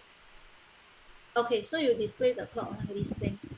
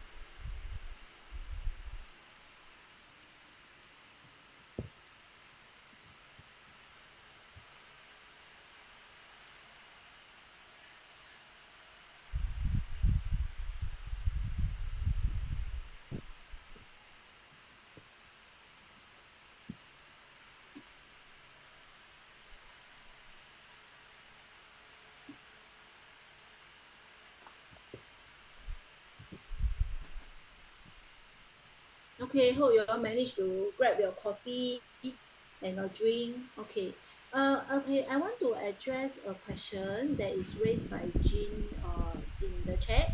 So Jean asks, okay, so on slide 32, right, SM supply becomes zero weighted supply for interest income from deposit or provision of loan from overseas customer or banks. In this case, who benefit?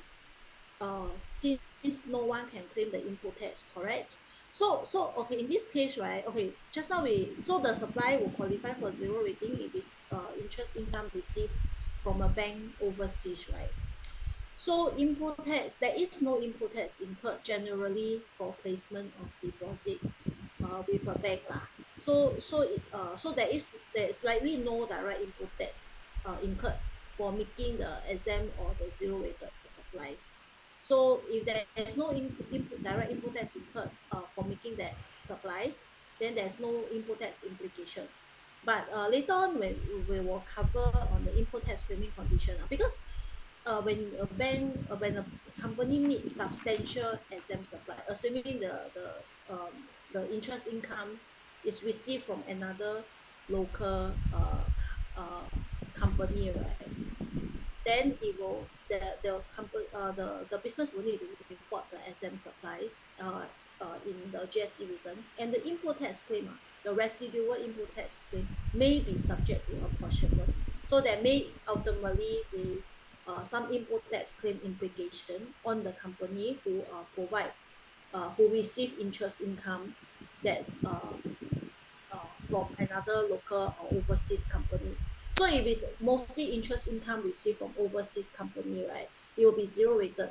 Then there may be no apportionment of input tax required for the residual input tax. Whereas for a business that receive very substantial interest income from another local company, right, they may be required to subject their residual input tax claim. So there may ultimately be input tax claim impact on the company that meet the exempt supplies, not on the direct input tax, but there may be some implication on the residual input tax claim. Yeah, if the company is making very very substantial exempt supply such that it fail the input tax full input tax claiming condition and may be required to apportion its residual input tax. Okay. So yeah, but by and large, if let's say it's just direct input tax, yes, agree with Jean, there's no input tax claim implication. So meaning to say there's actually no impact on whether the interest income is zero rated or exempt. Okay, hope I addressed Jean's question. But yeah, okay, so now we are moving on to input tax claims, right? Yeah, so I can tell that the class is quite advanced, so you all have quite a good understanding of GST concept. So on input tax claims, right? Input tax GST works such that the supplier charge an account for output tax. At the same time, a GST registered supplier can also claim input tax subject to satisfying certain input tax claim condition, which is provided for under section 19(3) of the GST Act. So section 19 and section 20 of the GST Act. So basically section 19(3) states that input tax refers to tax on the supply to the taxable person of any goods or services, or tax on reverse charge supply treated as made by the taxable person as if it is as a recipient to himself, or tax paid or payable by the taxable person on the importation of any goods. So in this case, right, input tax refers to GST paid by businesses for business purchases and imports. So common input tax claims will include goods and services directly attributable to the subsequent sales of the goods and services, or it could also include GST incurred on the office overheads like operating expenses like rental, utility, which is also what we term as a residual input tax, or operating expenses. So GST framework is such that there is an input tax credit mechanism. So it allows the taxable person to claim GST incurred on the purchases as their input tax, and the input tax claim can be offset against the output tax collected on the GST collected on the supplies made. So if the total output tax is more than the total input tax, the taxable person will need to pay the GST difference to IRAS. So that's when they will file a GST return with net GST payable to IRAS. But if the total output tax claim is less than the total input tax claim, then the taxable person will be claiming the net GST refund from IRAS.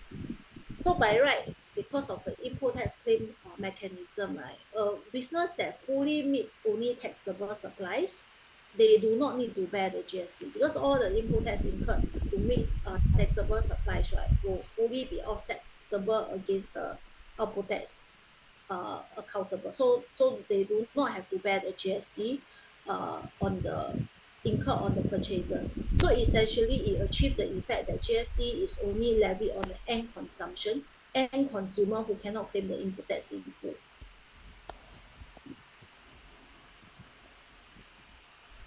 Okay, so then so this is a summary slide on all the input tax claim condition.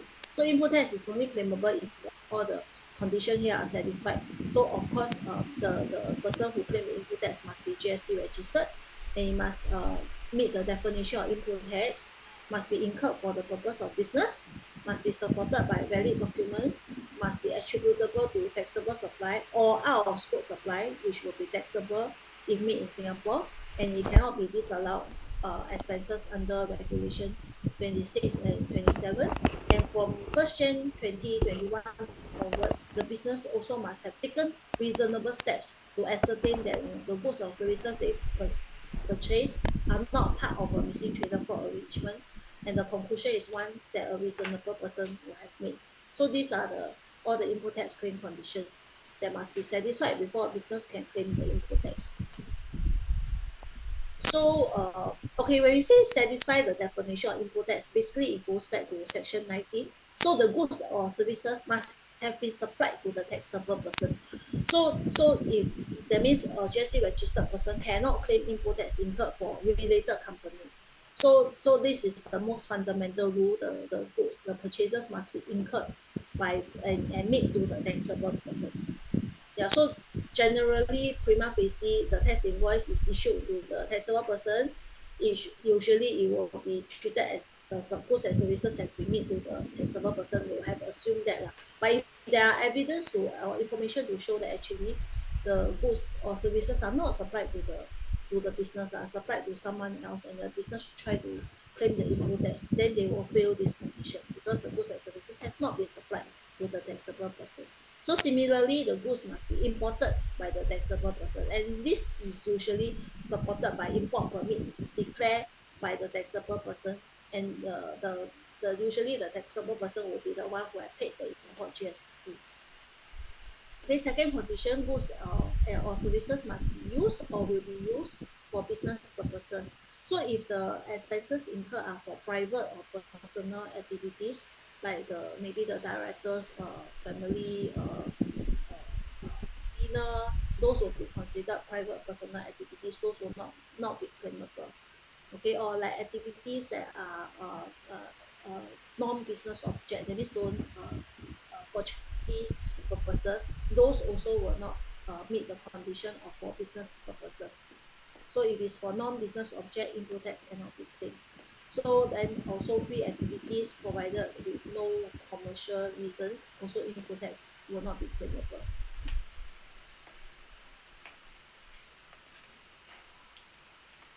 So the third condition is GST must be incurred for the making of taxable supplies. So in this case, we have been highlighting, right, input tax incurred for making of exempt supply not claimable. Then residual input tax claim, like for example, the overheads will be subject to apportionment if the business meet both taxable and exempt supply, whom we term them as partially exempt taxpayer. So in this case, if a business meet taxable and exempt supplies, they may be required to apportion the residual input tax claim, unless the value of the exempt supplies passes the de minimis rule under Regulation 28, that means the average value of the exempt supply is less than 40,000 per month and not more than 5% of the total taxable and exempt supply made by the business during the same period.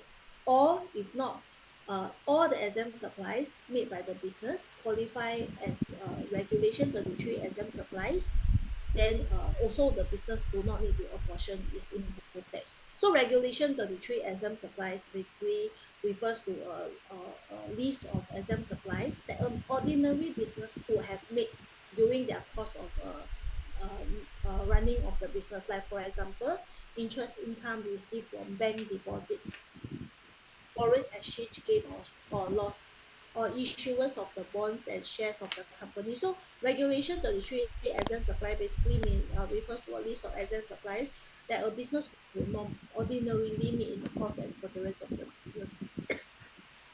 They are not in the, they are not because of the normal taxable business, right?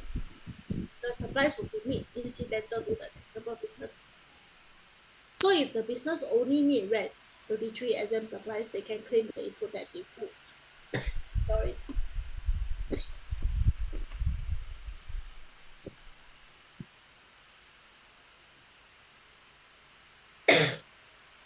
Okay, number 4. So the input tax claim must be supported by valid documentary evidence, which is a tax invoice under Regulation 11 or an import permit.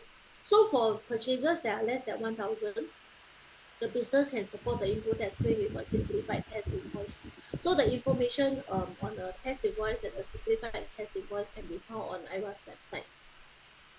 So one important thing to note is if let's say the tax invoice is in foreign currency, the import tax claim amount that the company claim must be based on the based on the Sing dollar equivalent amount that is reflected on the supplier's tax invoice.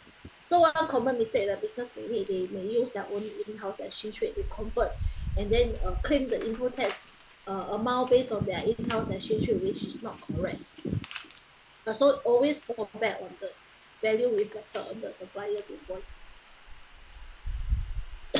So, okay, number 5, expenses must not be specifically blocked under Regulation 26 and 27 of the GST General Regulations.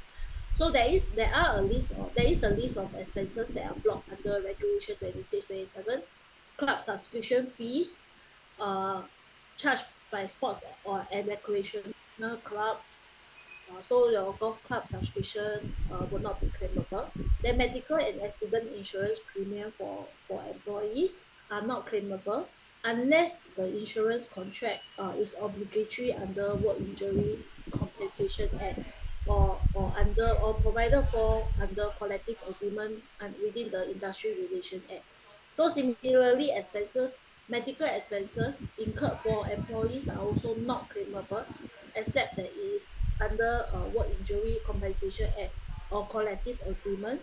And also from 1st October 2021, we also allow expenses incurred due to the nature of the work or environment that the expenses must be incurred under written law or related to COVID-19 with written advisory. If the expenses, medical expenses are covered under any written law of Singapore or under related to COVID-19, then the medical expenses is claimable.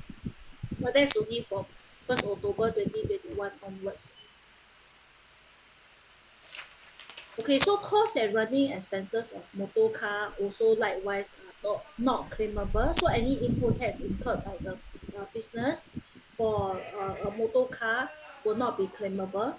So but there are 2 exceptions. From 1st April 2022, so if the business incur any input tax on the purchase of transportation services or car hiring services for their business and used for business purposes, they will be allowed to claim the input tax incurred. So like for example, airport transport services or the hotel limousine services, where they actually incur the expenses. So for example, they hire chauffeur services to chauffeur their guests from the airport to the hotel, right? So from 1st April 2022 onwards, the business, if they were to incur such expenses, the input tax claim incurred on the car hiring expenses will be claimable. Then also in addition, from 1st Jan 2023 onwards, input tax incurred for motor car that is hired by a third party uh, is also claimable. So one example would be like, for example, a shopping mall, they will give free complimentary parking for their shoppers if they spend the shoppers spend X dollar, right? So behind the scene, right, the mall operator actually make payment to the car park operator. So when the mall operator make payment to the car park operator, they will incur input tax on the car parking expenses lah. So in this case, the car belongs to the third party, which is the shoppers who went to the shopping mall.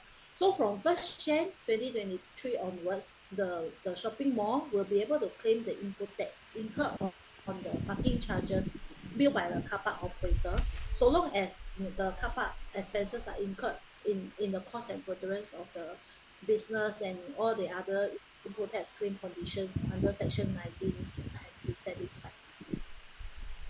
Okay, so so the other block expenses are family benefits. So all purchases incurred and given away as family benefits are blocked, are disallowed under regulation 26/27.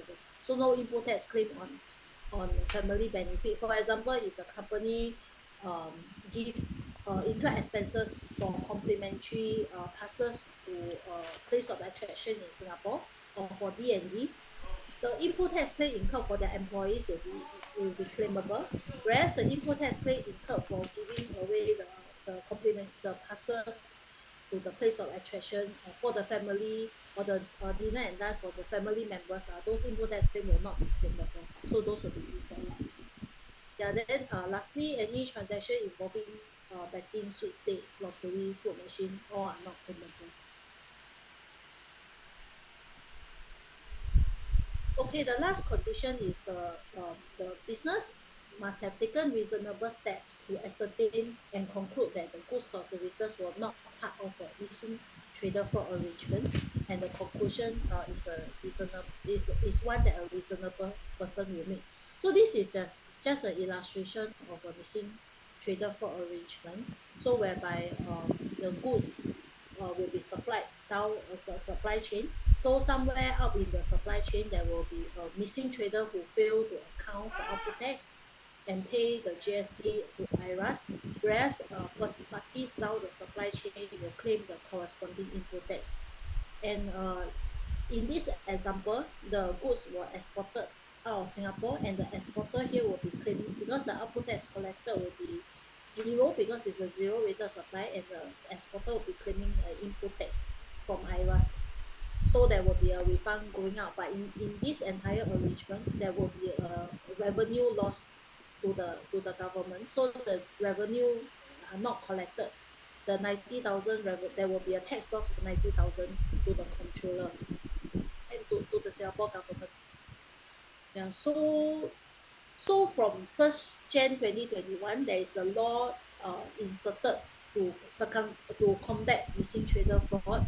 So from 1st Jan 2021, a GST registered person will not be entitled to claim any input tax if the person knew or should have known that the purchase is part of a missing trader fraud arrangement. So if there are circumstances connected with a supply which carry risk that the supply may be part of a missing trader fraud arrangement, and the business did not do any check to ensure that the supply was not such an arrangement, or the business checked but the conclusion was not one a reasonable person will make, then the input tax claim may be disallowed, so they may not be eligible to claim the input tax. So the entire the condition is within such that all businesses in the supply chain will do their due diligence to ensure that when they make the purchase, they do their due diligence that they are not facilitating a missing trader fraud arrangement. So there are risk indicators that businesses should know and look out for, and to carry out checks on their transaction. If they are too good to be true, too easy money, then the business should do the necessary check and avoid participating in such an arrangement. So if the business did not do the necessary check and they turn a blind eye, they may risk having their input tax claim disallowed.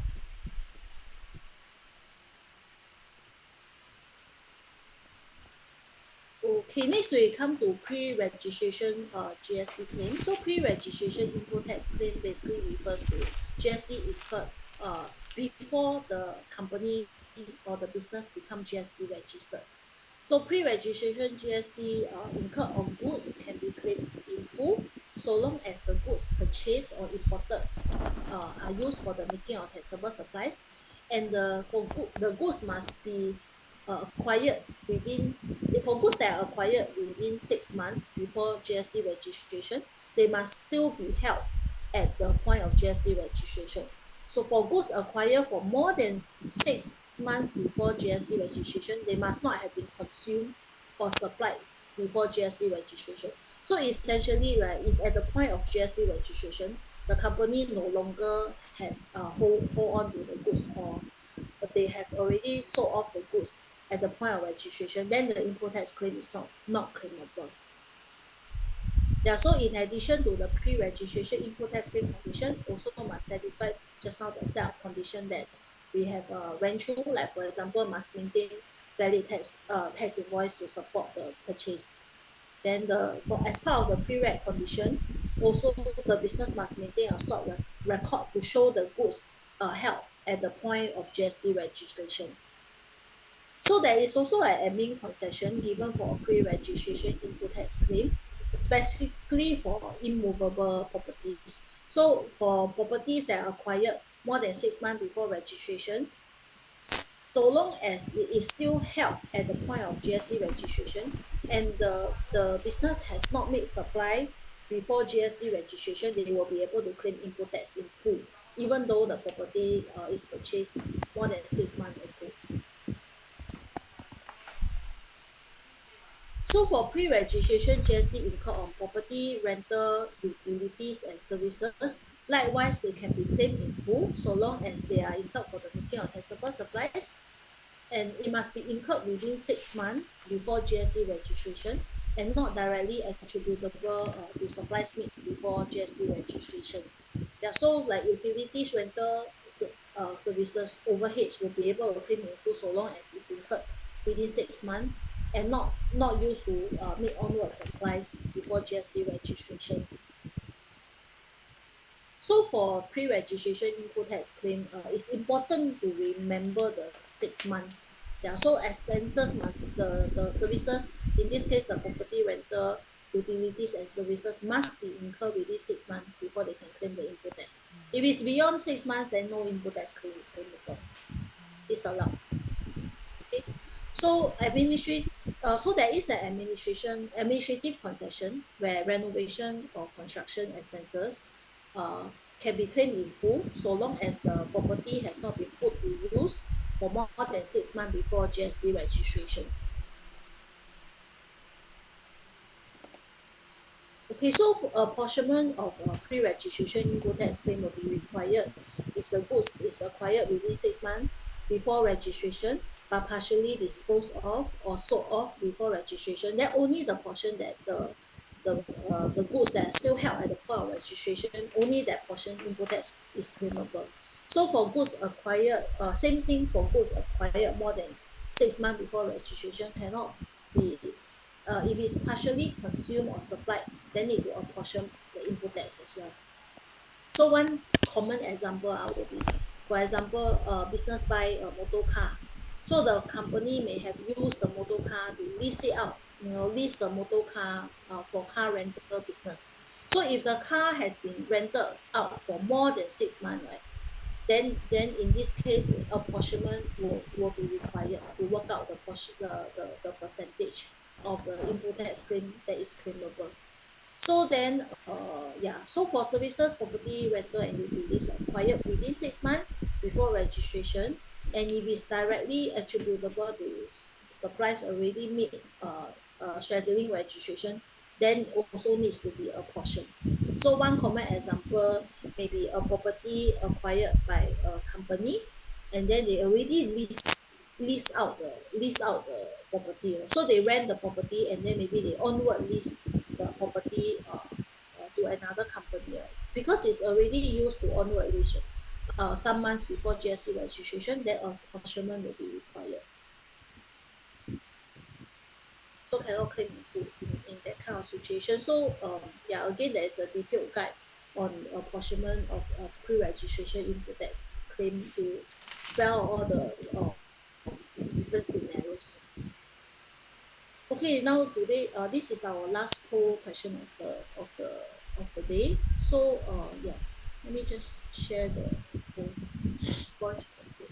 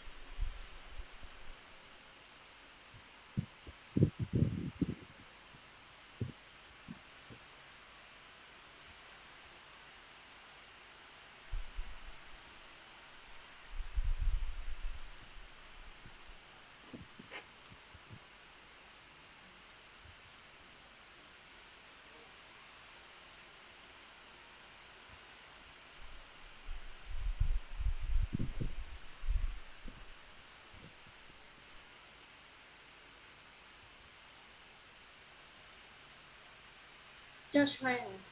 It's okay that the answer may not be correct, but yeah, we'll go through the question anyway.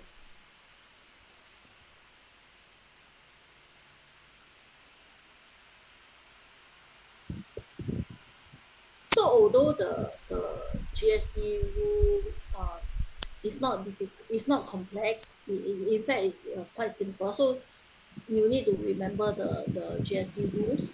But sometimes the complexity comes when you attempt the question or when you look at the transactions, right?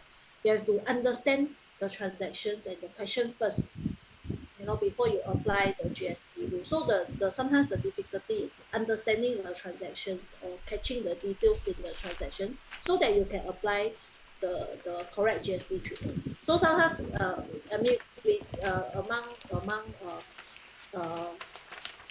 some discussion, we always say GST is not complex, but sometimes the scenario become because the transaction is very complex and therefore make it that the GST rules may be hard to apply. So because GST is a transaction tax, so if the transaction is very complicated or the transaction we need to distill out what is the actual supply and the nature of the supply and the value of the supply. That's what make GST more interesting because the transaction can get very complex. So the GST treatment actually depends on the transaction itself. Yeah, so when you attempt the exam questions, please maybe you read the question carefully to make sure you understand the transaction before you apply the GST treatment.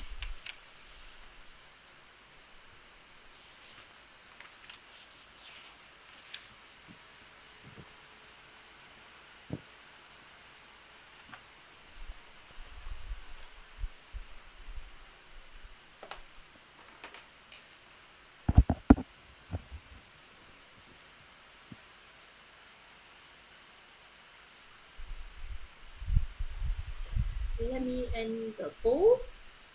Okay, and then I'll share the results. Okay, the correct answer is A. So which of the following taxable, input tax claims are claimable? So the answer is A. Because we have a concession which allows the input tax for car park charges incurred for customer, so long as it is for the cost and furtherance of the business and all the other input tax claim conditions are satisfied.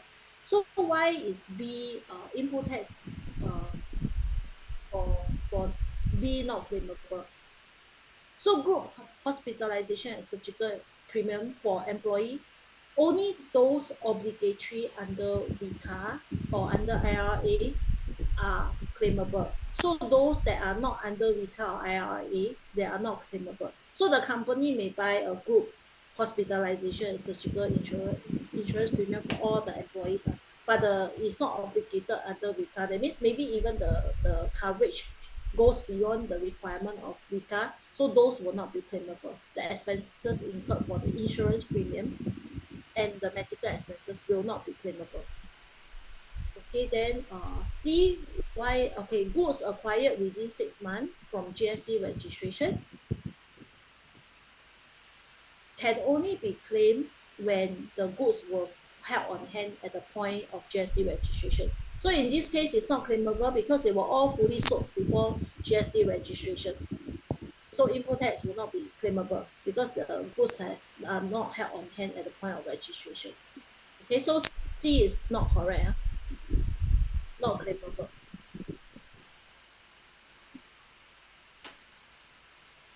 Okay, I have a question in the group chat. So the question is,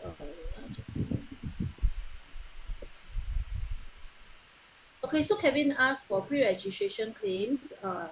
Can we confirm whether the definition of goods acquired or incurred charges has the same meaning, same definition as timing of supply? Yes. So it's based on the earlier, it's based on the incurred is based on the tax invoice. So when they claim input tax, right, they must have a valid tax invoice before they can claim the input tax. Right? So incurred, it will fall back to when the tax invoice has been issued to the claimant to determine whether is it a pre or post post input registration input tax claim.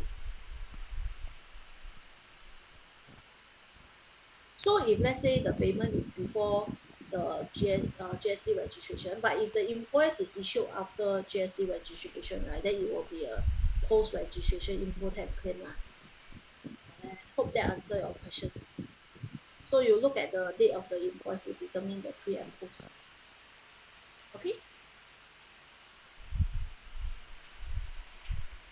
Okay, I think we cover pretty much all the basic concepts. So now is a good time for us to do the question first, where all the concepts are fresh in our mind, right? So we'll do revision question, practice question 8.1 first, before we proceed further to cover other modules. So we will do 8.1 ABC Limited is in the business of trading in electronics integrated chips, which are used for a variety of products, including computers and mobile phones. Then it has a manufacturing plant in Tuas. So ABC is registered for GST with effect from 1st Jan 2022, and you'll be filing its first GST return for the quarter ending 31st March 2022. So January to March, you need to submit the GST return by April. So the following transactions were carried out by ABC. So your role will be to advise ABC on whether it can claim the input tax on its purchases and expenses, and if it's claimable, to state the amount that is claimable, then also whether it has to account for output tax on the supplies, and if so, what is the GST amount accountable. So basically, this will be quite similar to what you may see for your exam. So that you have to similarly advise on what is the correct GST treatment and the value to be reported in the GST a template. There will be a template given. So there was also a question raised separately by a participant on how do you know the GST rate to apply. So because we will indicate in the question the GST amount that may be chargeable. So for those that without GST rate chargeable, so it will then depends on the date of the transaction. So if it's like from 2024 onwards, then the GST accountable will be 9% if applicable. For 2023, it will be 8%. But generally, the information will already be provided for in the question itself.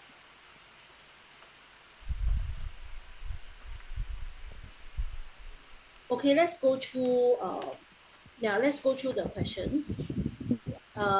Maybe for those of you who are not shy, you can just shout out your answers. Okay, so purchase and expenses incurred before the GST quarter ended 31st March 2022. So this company ABC is GST registered from, just now we read the question, right, from 1st January 2022. Okay, so they incurred expenses, corporate secretary expenses on 15 December 2021. So this is a pre-registration input tax claim lah, because it's before 1st January 2022. Right? So your role is to advise whether can ABC claim the input tax, and if yes, then how much? Anyone want to attempt the question?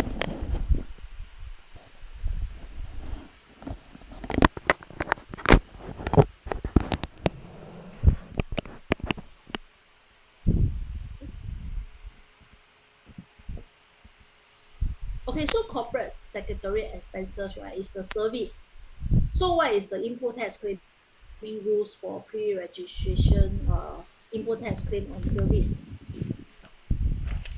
The services must be incurred within 6 months, right, from the time of registration. So in this case, the corporate expenses is incurred on 15 December 2021. So it's incurred within 6 months. So it is claimable in full. So you will have 1,500 as your taxable purchase value, and the GST $105 as your input tax claim in the reported in the January to March GST return. Okay, so the second one, purchase of office furniture on 10 August, 15,000 and 1050. To date, the furniture still remains in the office of ABC.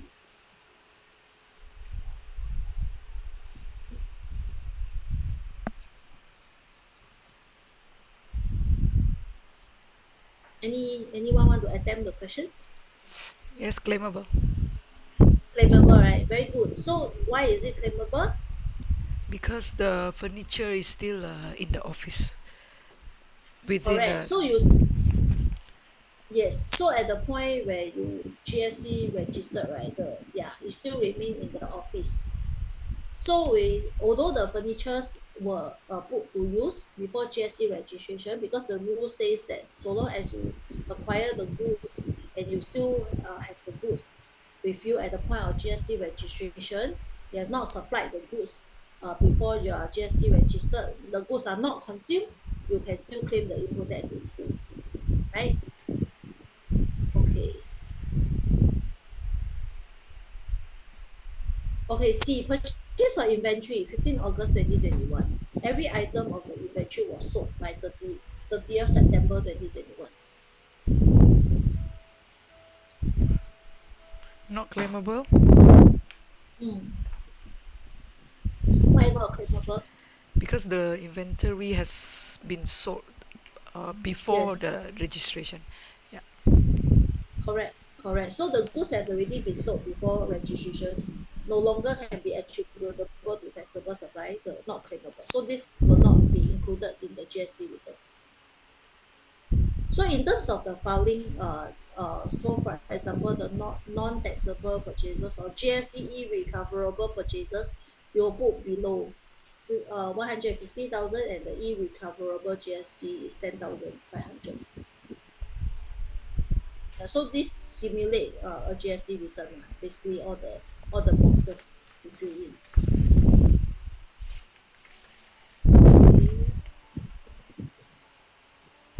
Okay, move on.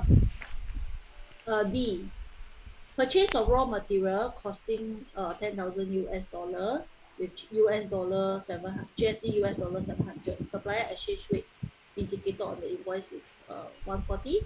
ABC in-house exchange rate is 150. So 150 Sing dollar.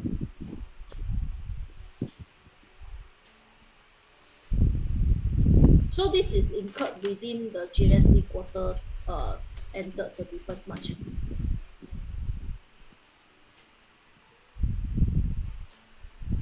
So what is the, whether is it claimable and what is the value to be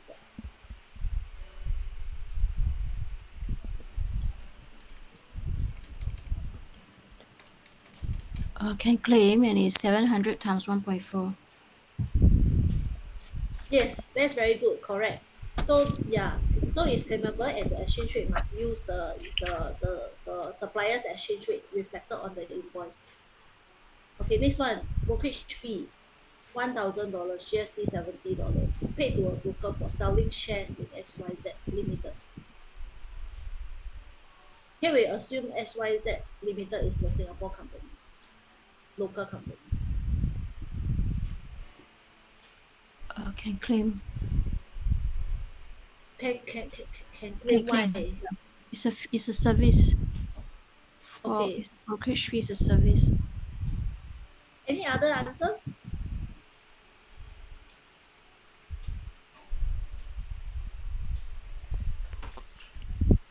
Okay, no. Okay, brokerage fee is a service, that's correct.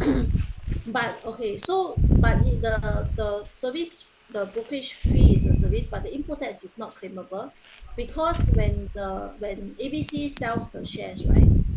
What supply ABC is Mickey an exempt supply. Sale of shares is exempt from GST, right? Because it's exempt from GST, right? Any input tax claim incurred for the making of exempt supply is not claimable. So the brokerage fee input tax will not be claimable because it's incurred for the making of exempt supplies. Okay. Yeah, so this one is a trick question. So yeah, have to look at if the supply is exempt supplies, then the input tax claim incurred will not be claimable. Okay, F, payment of employees hospitalization bill amounting to $4,000, GST $280. The medical coverage is obligated under Work Injury Compensation Act. Test invoice from hospital was addressed to ABC. Yes, claimable. Because it's obligated under WICA. correct. So it's claimable and because it's not disallowed. Yeah, since it's obligated under WICA. Okay. Okay, next. G.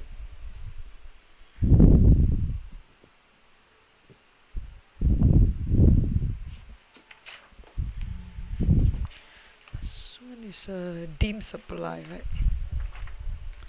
Yeah, why is it a deemed supply? Because the gifts is more than 200.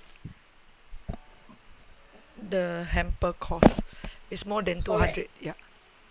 Okay, so in this case, they can claim the input tax on the hamper, but at the same time, they will need to account for deemed output tax.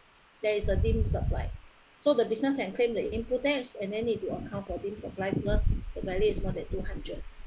Alternatively, they don't claim the input tax and they also don't need to deem the output tax. That's another way. Sorry, how about if they give hamper instead of one hamper, they give two hampers. One hamper cost less than 200 and the another hamper maybe one day later cost another $100. So it's 200 plus 300 but given in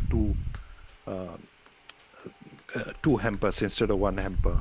Yeah, so if it's given separately, right? So each gift, so in that case, it will not be caught. That means Right. it's two separate gift and on a two separate occasion. So previously, some years back, there was a condition for series of gift. If you give a series of gift, then you will be caught. But over time, we have simplified the rule, so we look at each gift. So in that your example, right, you will look at each gift, so you will not be caught. So both are allowed, basically. Yeah, yes, Considered. Yeah. Okay. Thanks. correct, yeah. Okay, H, payment of salary and bonuses of 50,000 to staff.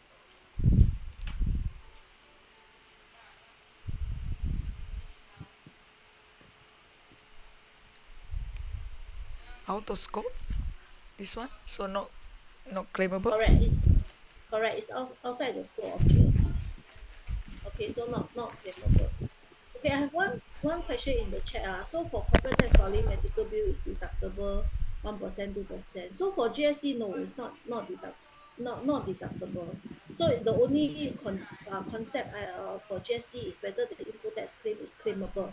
So it's subject to whether it is under obligatory under WICA or IRA or from October 2022 onwards, it must be COVID or under some Singapore government law. Yeah, otherwise it's not claimable. So you will be disallowed. So yeah, so it is the concept wise is quite different from corporate tax. So it doesn't mean that corporate tax is deductible means GST will be claimable. No. Okay.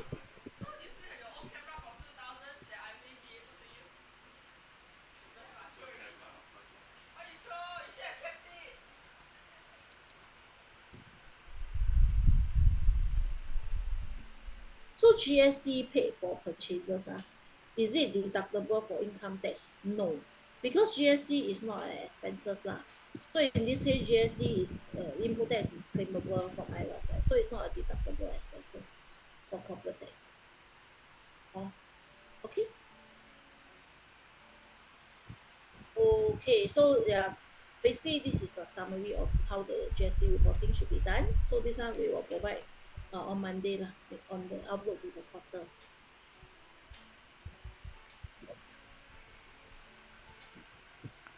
Okay, so now we'll move on to the supplies made by ABC in the quarter 31st March. Okay, the first one giveaway. Sale of goods to a local customer 100,000 with GST $7,000 where goods were delivered locally. So very easy, right? Standard rated supply of goods made in Singapore. So standard rated supply 100K, output tax 7,000. Okay, next, sale of goods to the related company 10,700 where the goods were delivered locally. So total amount received from the related company was 10700. So in terms of GST reporting, the 10,700 will be treated as inclusive of GST. Sorry, the animation is a little bit off. Yeah, so in this case, the standard rated supply will be 10,000. Output tax will be $700. Okay, then we go back to question J. Sale of goods to a local customer for 300K where the goods were delivered from China directly to Australia. Because the goods were outside Singapore, right? So it is an out of scope supply. So no need to report in GST return, no GST chargeable. So question I, receipt of dividend income 40,000 from an overseas company. So earlier on this morning we covered with dividend income are outside the scope of GST. Also no need to report in the GST return.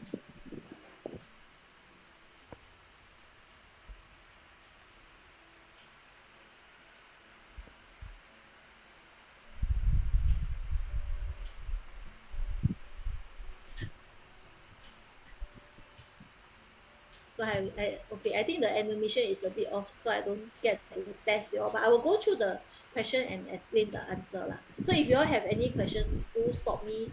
Yeah, I mean if you cannot understand why the answer is like that, do stop me. Okay, so M, bank deposit of 100K with received from a bank in Australia which yield an interest of 3750. So the principal sum and the interest will receive. So what is the value that you will report in the GST return? Because the interest is received from an Australia bank, right? So it will qualify for zero rating. So this is a zero rated supply. right? So instead of SM, you must report this as a zero weighted supply. And then what is the value to report? You will just need to report the interest received as your zero weighted supply. So in this case, the zero weighted supply is 3750, just the interest. Don't need to report the principal sum as the value of the supply, only the interest. Yeah, so this is actually a common mistake I will typically see during exam, so may confuse over zero weighted or exam supplies. So you always remember that if your exam supply qualify for zero weighting, then has to be a zero weighted supplies. Okay, sale of shares in XYZ Limited through the Singapore Stock Exchange for an amount of 150,000. So ABC meet a gain of $30,000. Right, so sale of shares through Singapore Stock Exchange for a sum of 150K. Sale of shares on Singapore Stock Exchange is local supply, right? So it's an exempt supply for GST purposes. If it is a sale of shares on a overseas stock exchange, for example, the New York Stock Exchange, then it will be a zero weighted supply, because when it's sold on the Singapore exchange, the exchange is a proxy to say the customer belong in Singapore, therefore it is exempt supply when you sell the shares. If it's an overseas exchange, then likely the customer will be overseas person, so the supply of a sale of shares on the overseas exchange will be zero weighted. Right, the value of the exempt supplies to be reported will be the gross proceed of the sales itself. So it will be 150,000. So whether ABC meet a gain or meet a loss, it doesn't matter. So the 30K will not be reported as a supply. We will report the gross proceed for the sales as a supply. KO, receipt of rental income of 2K from a director for the lease of an unfurnished residential property. So in this case, because it's a lease of a unfurnished residential property, it is a exempt supply made by the business. Okay, so the value of the exempt supply will be $2,000. So this is also quite a common example where the business will rent unfurnished property and then maybe onward lease it to provide it for their director in return for a fee, right? So then the business will need to report the exempt supplies for the lease of the unfurnished property as in the GST return. So if it's furnished, then the value for the furniture and fittings will be subject to GST. Yeah? Only the bare residential apartment is exempt from GST. Yeah, so this is the GST reporting that has to be done. Yeah.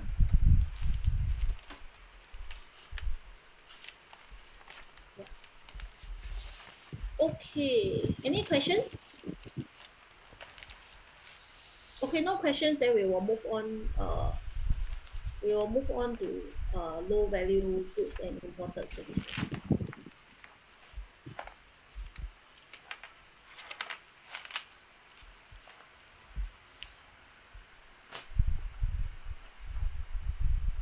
Okay, so important services and low value goods are regime that are recently introduced in Singapore. So basically, the aim why we needed GST or imported services and low value goods is to ensure that it's a level playing field for local businesses, that our GST system remain fair and resilient as the digital economy grows. So essentially, what it means that over years, right, with the development of the digital economy, actually goods and services become more and more accessible to Singapore, right? So a local consumer, right, instead of buying from another local businesses, they can choose to buy goods from overseas suppliers, right? So goods or services from overseas supplier. So to ensure that no matter whether the consumer buy the goods or services from a local business or they buy it from an overseas supplier, right, all will be subject to GST. So that to make sure that the local businesses will remain competitive. Doesn't matter whether the customer buy from a local business or they buy from a overseas supplier. both will be subject to local both will be subject to GST. Yeah, so that was the intention and the birth of imported services and low value goods. So from 1st Jan 2020, there are two regimes that are introduced. So reverse charge will apply for business to business supplies of imported services, where overseas vendor registration regime will apply for business to consumer supplies of imported digital services to local consumer. So essentially what it means that reverse charge is applicable for business to business imported supplies of imported services. That means a business, a GST registered business, or liable to registered GST registered business import services, they will apply reverse charge. They will go under the reverse charge regime. Whereas overseas vendor registration regime will apply to businesses who meet sales to consumer in Singapore, sales of digital services to consumer in Singapore, then they will fall under the overseas vendor registration regime. But from 1st Jan 2023, the scope of the imported services and low value goods imported services has been further expanded to cover imported remote services as well as low value goods. So it started with just imported digital services from 1st Jan 2020. Then from 1st Jan 2023, it's expanded to cover non-digital services, and it also cover low value goods. Okay, so from 1st Jan 2023, overseas vendor registration for supply of B2C imported and non-digital services supplied remotely or capable of being supplied remotely will go under OVR regime. Then also OVR regime will also cover B2C importation of goods via air or post. Their value up to $400. So that's what we call low value goods. Then lastly, reverse charge regime will also apply to B2B imports of low value goods. Maybe as we go through some examples, it will be easier to understand.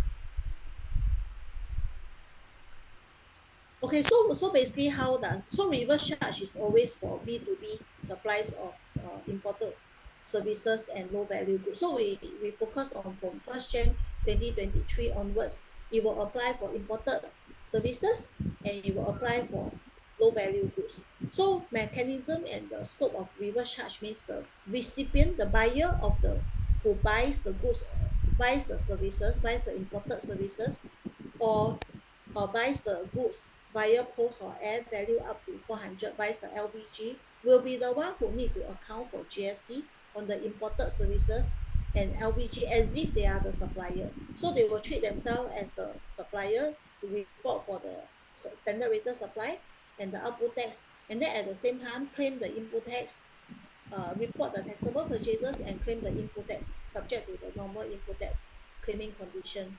So for reverse charge to apply, there are certain services that are excluded from reverse charge.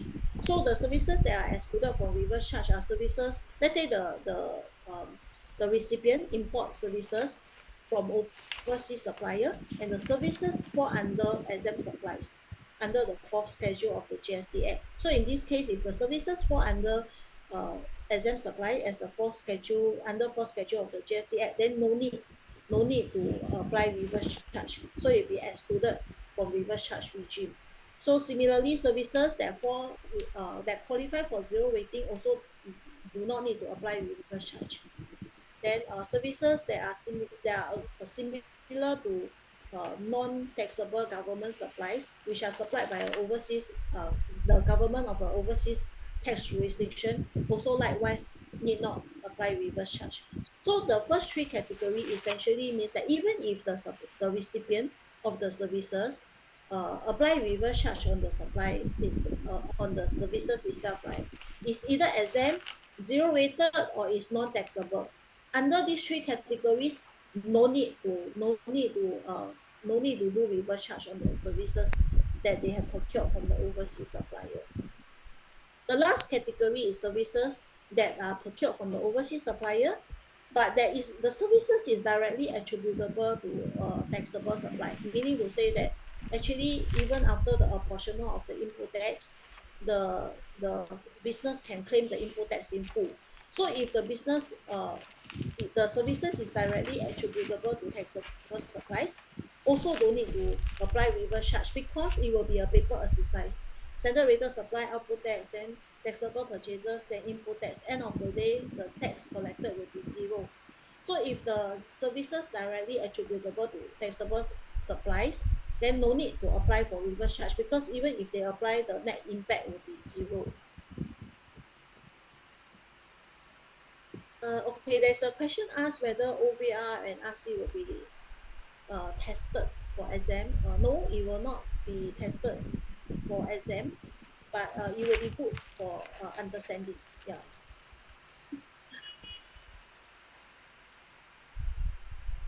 Okay, so we will come to the overseas supplier registration threshold in a while. Yeah, just bear with me. Yeah. Okay, so who is subject to reverse charge? So just now we were discussing about the services that are fall within the reverse charge A schedule and services that are excluded from reverse charge, right? So who will be subject to reverse charge? So the businesses that are subject to reverse charge are GST registered recipient who cannot claim the input tax claim in full, meaning to say that their input tax claim will be subject to apportionment. So if they account for the supplies as if the recipient accounts for the supplies as if they are the supplier, and then they claim the corresponding input tax, they cannot claim in full. So reverse charge will apply to this category of recipient who cannot claim in full because maybe they are partially exempt businesses or they are partially non-business uh, entities. That means they do business and non-business activities, they cannot claim the input tax in full. Or they belong to a GST group that cannot claim the input tax in full. So reverse charge will apply to this small group of businesses who cannot claim input tax in full. Then there is a last category where a taxable person who may elect to apply reverse charge because sometimes they may meet exempt supplies from time to time and they don't know whether when they can claim in full, when they cannot claim in full because it's subject to the value of the exempt supply and taxable supply they meet from time to time. So some business for ease of compliance they may opt in to just apply reverse charge for all their imported services or the LVG so that they don't have to keep track. Even though they can claim in full, they elect to just report so that it's easier in terms of tracking. So there's a second group that who cannot claim input tax in full, but they are not registered yet.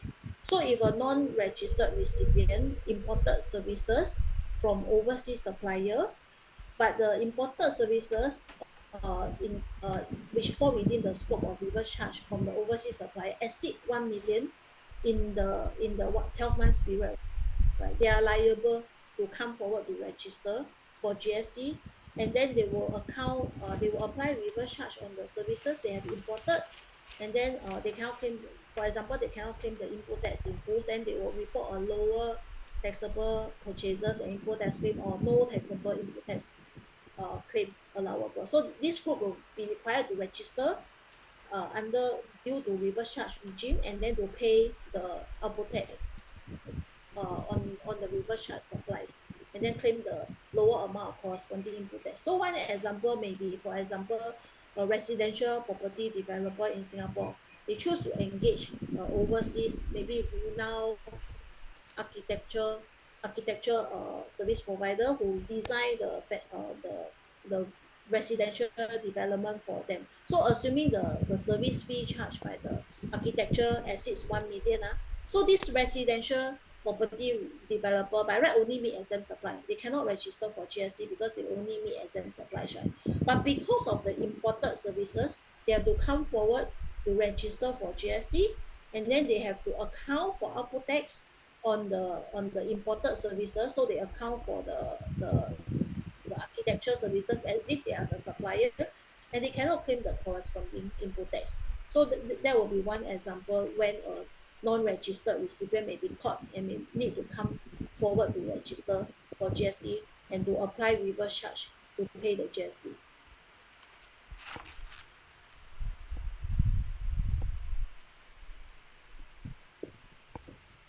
Okay, so that's the reverse charge regime. Then okay, so then we cover overseas. So reverse charge regime is always for business to business supplies lah. So GST registered and non GST registered business recipient. So for overseas vendor registration regime is for business to consumer supplies of remote services and low value goods. So the overseas supplier will include this will cover OVR, will cover overseas suppliers, electronic marketplace operator, and redeliverers making significant supplies of B2C services to non-GST registered customer belonging in Singapore, and or low value goods imported via air or post that are $400 and below. So there's another name for taxing of low value goods. They call it like Taobao tax, like because the goods are imported for overseas, right? So they may be caught under the overseas vendor registration regime. So the overseas supplier or the electronic marketplace will then need to be registered for GST to charge and collect the GST on the goods imported via air or post that are valued $400 and below. So this is when the supplier will have to register with IRAS to account for GST on the supply. So there is a question in the chat box asking, must the overseas supplier meet the 1 million revenue threshold, or that does not apply? So for the overseas supplier, the registration condition is the global turnover for the overseas supplier must be at least 1 million, and the supply of B2C low value goods or B2C remote services must be to Singapore consumer must be 100K and at least 100K. So that's the registration condition for the overseas supplier under the OVR regime. First, they must have a global turnover of 1 million. Then secondly, they must be making B2C services or low value goods to Singapore non-GST registered customer of more than 100K. Then they are liable to register under the overseas vendor registration. Okay, so I hope that answers Yong Hui's question. So so low value goods refers to goods that are so there's a definition for low value goods. They refers to goods that are non-dutiable or dutiable goods that are granted custom or excise duty relief. There's a very small group that are so if the duty is less than X dollar, right, then no duty is payable. I think it's $10. So long as less than non-dutiable or the duty is waived under the relief order. So the LVG, the low value goods cannot be exempt from GST. So it's not your exempt importation of not exempt IPM. Then they are located outside Singapore at the point of sale and to be delivered to Singapore via air or post, and it has a value of 400 or less. So for low value goods, two regime, right? So one is for B2C, it will be the overseas vendor register or the local or the electronic marketplace charge and collect on behalf of the overseas vendor. So that will go, the B2C one will go under the OVR regime. Then for the B2B one, so if a GST registered business, you cannot claim the input tax in full. If they were to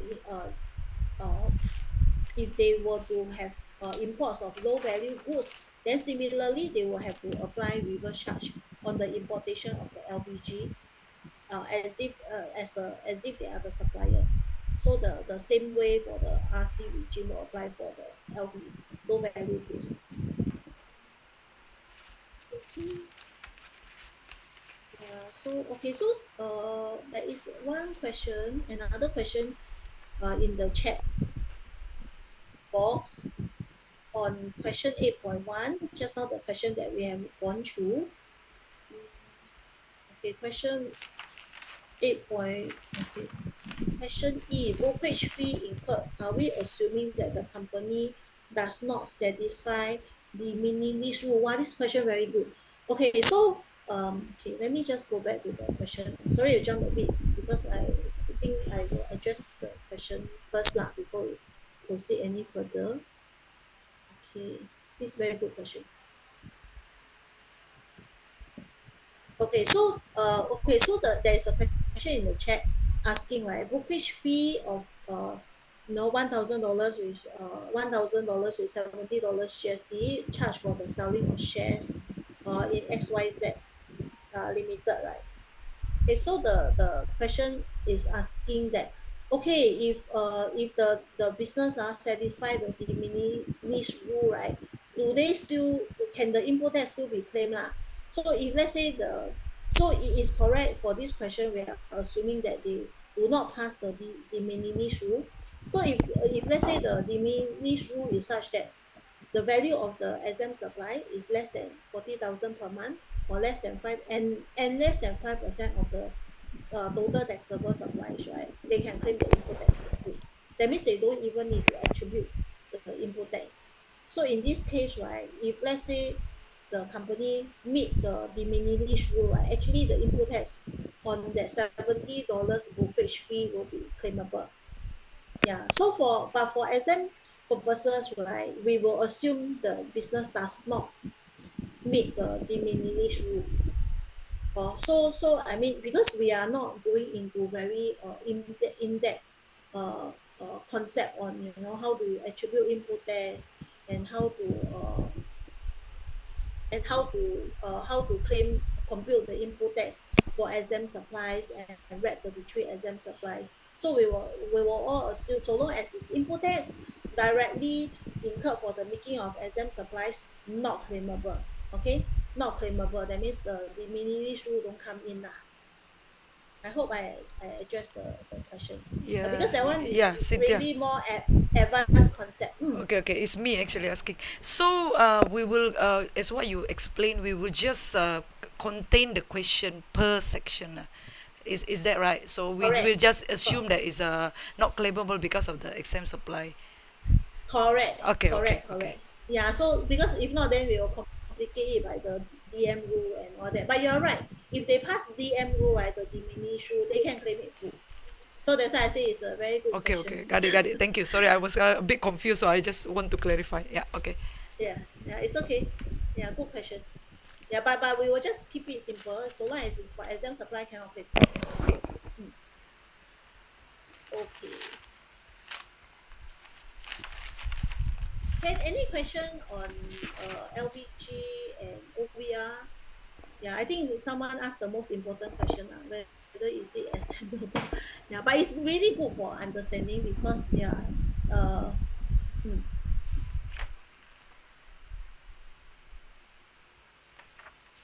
okay, so next we move on to import GST suspension schemes.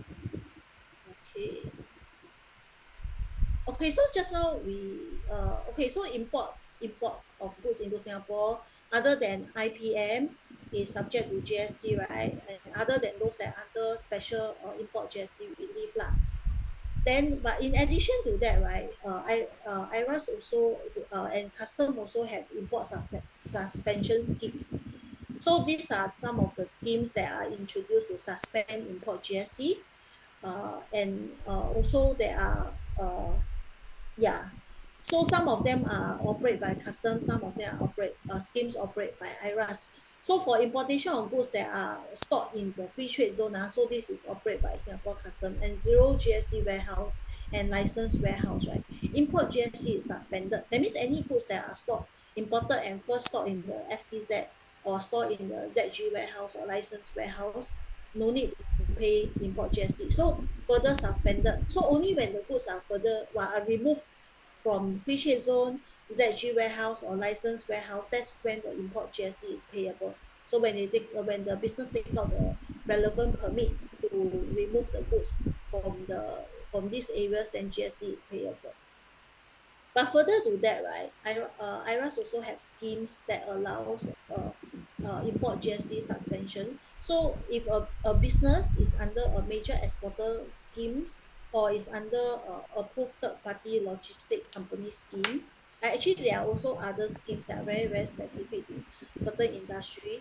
So that we will allow the GST, import GST to be suspended. No need to pay import GST. So in the most common one will be the major exporter scheme, which we call MES. So it's targeted at major exporter. So a business may import a lot of goods into Singapore, but the aim is to re-export the goods overseas.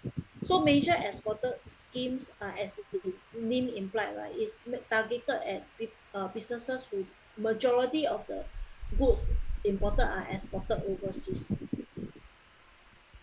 So actually it was introduced. So next slide here. So import goods. So major exporter scheme is actually introduced to help to ease the cash flow of major exporter. So those who import goods into Singapore, right? By right, if the ordinary in an ordinary manner, they will need to pay the import GST to custom, and then the business will file the import GST claim in the GST return as the input tax claims, and then wait for IRAS to refund the import GST claim to the business. But because majority of the goods are exported, right? So this business will be reporting a very high zero rated supplies. So they will always be in a refundable position to claim refund from IRAS. So to help ease the business cash flow, right? So for this group of business who actually doing majority export, so suspend the import GST. That means don't even need to pay the import GST to Singapore Custom. They will take out a ME permit. Then when they export the goods, is zero rated. So in terms of GST, they will not pay. They do not need to incur the import GST upfront. So the GST import will be suspended. But of course, because of course MES scheme have a lot have conditions to be fulfilled before a business can go under the major exporter scheme. So there are stringent conditions the business must fulfill, like very good documentary controls, and they must have very good compliance records with IRAS and with Singapore Custom before they are eligible for major exporter scheme. So major exporter scheme allows the business to import goods, their own goods in the course and furtherance of their business. They may also allow them to import goods that are belonging to overseas principal, then for onward supply by them either locally or overseas. Then they also allow to import goods on behalf of the overseas principal, which are to be re-export. Yeah, so it comes with a various set of benefits, but must have a very good control before they can qualify for as a major exporter scheme. So essentially is to help ease the business cash flow. Yeah, so yeah, so for if let's say the goods are imported under major exporter scheme with GST suspended, if the goods are sold locally, right? So this business will still have to charge and account for GST on the local sale of goods. Only the goods that are exported overseas then will qualify for zero rating. So this is actually one of the schemes with most businesses under. So there are other benefits like the major exporter also can remove goods from a ZG warehouse or a licensed warehouse for with GST suspended. That means they don't have to pay GST when the goods are removed from ZG or licensed warehouse. So basically is to recognize that Singapore is a logistic hub, so a lot of import export activities, and the schemes are actually set up to facilitate Singapore as a logistic trading hub. Okay, any question? No, then we move on to the last topic, GST registration. Okay. Sorry, regarding the section 33B in the previous slide, Yeah. re-import of goods with the value-added activities.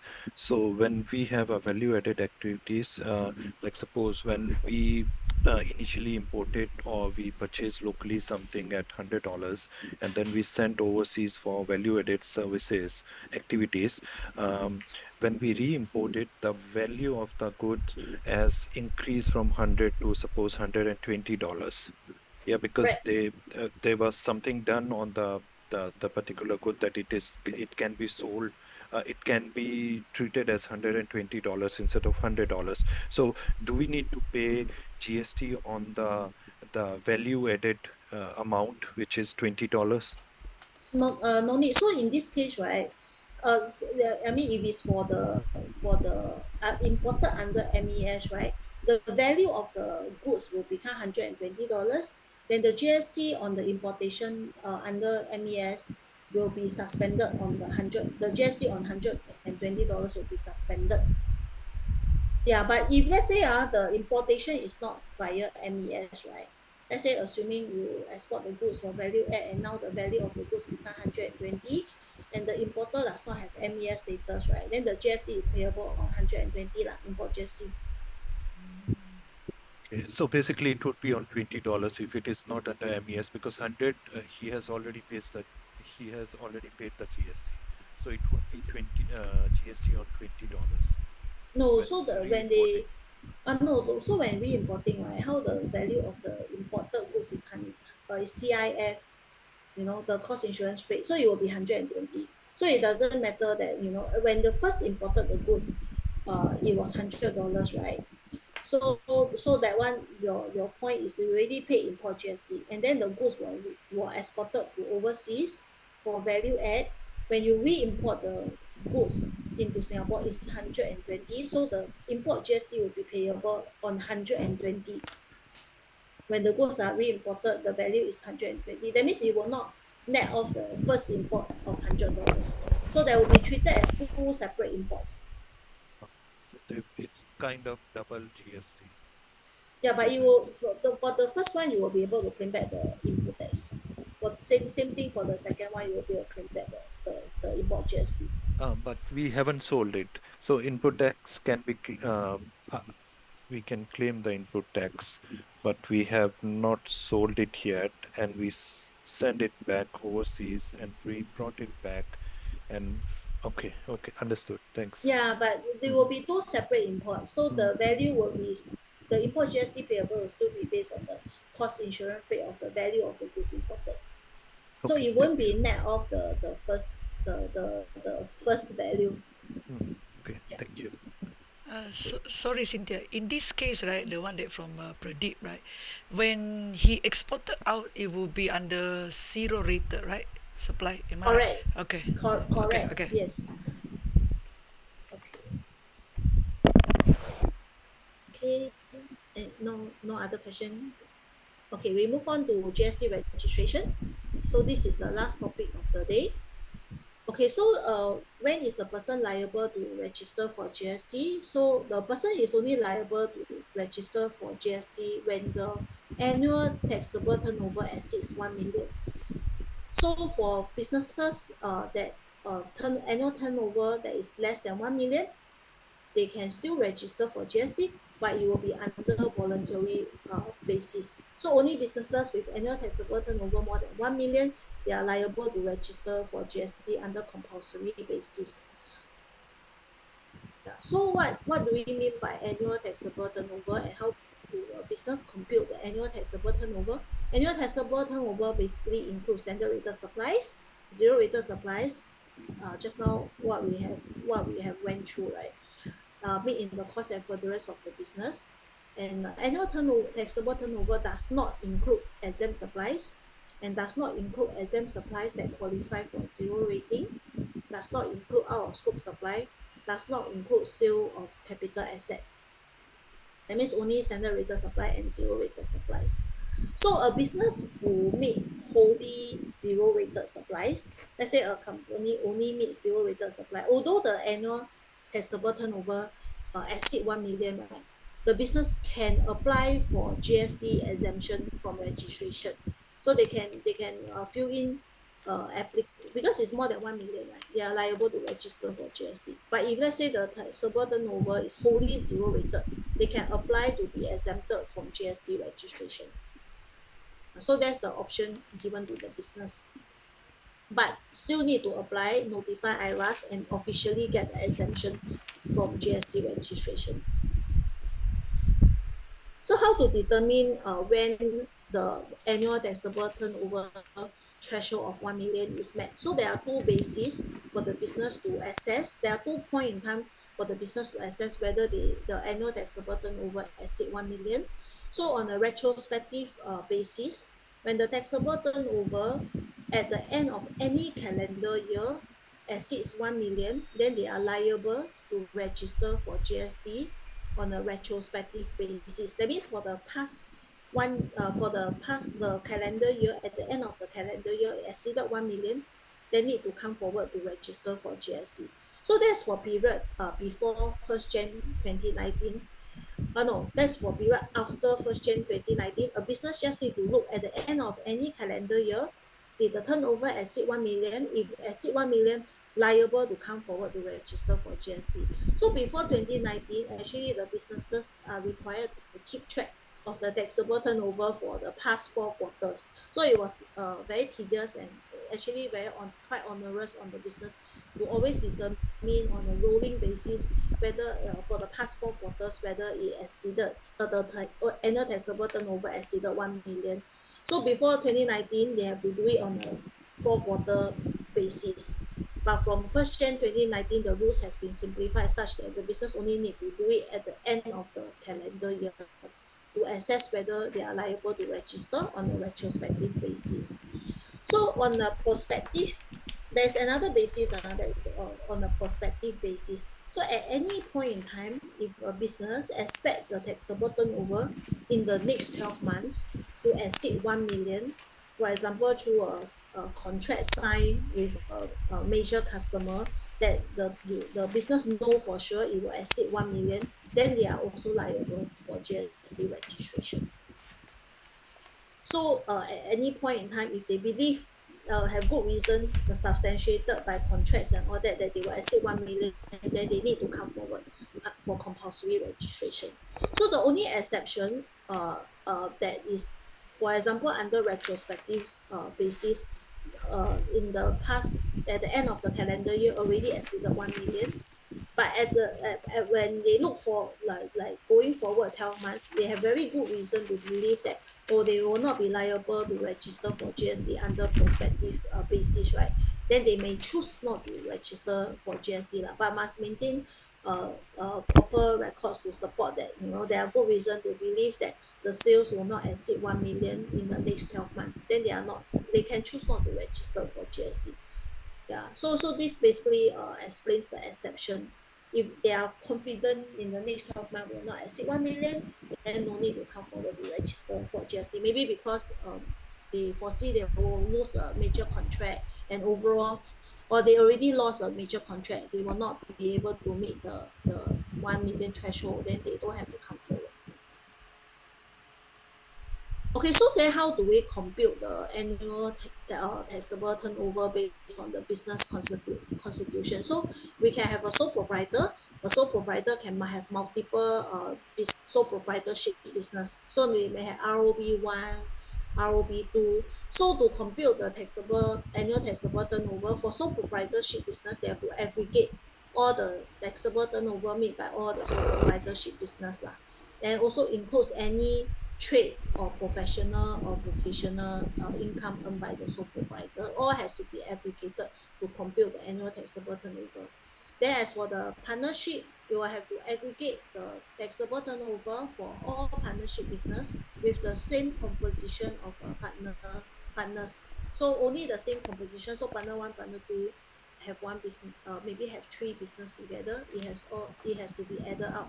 But let's say partner 1, partner 2, and partner 3 also has a business. That one will be excluded when we are computing the taxable turnover for the partnership business partners 1 and 2 partnership businesses. Yeah, so with the same composition, one will have to be added together to compute the annual taxable turnover. Then for company, right, generally we will compute the taxable turnover for that single company because company is a legal entity on its own. So same thing like limited, private limited partnership. So those will be computed based on that single company only. The only exception is when the company also owns a sole proprietorship business. So generally sole proprietorship business, usually they are individuals, but there could also be sole proprietorship business. They are operate by companies. So meaning to say that the sole proprietorship, the owner of the sole proprietorship business is a company lah. So if the company owns the sole proprietorship, in terms of annual taxable turnover must include the sole proprietorship business as well.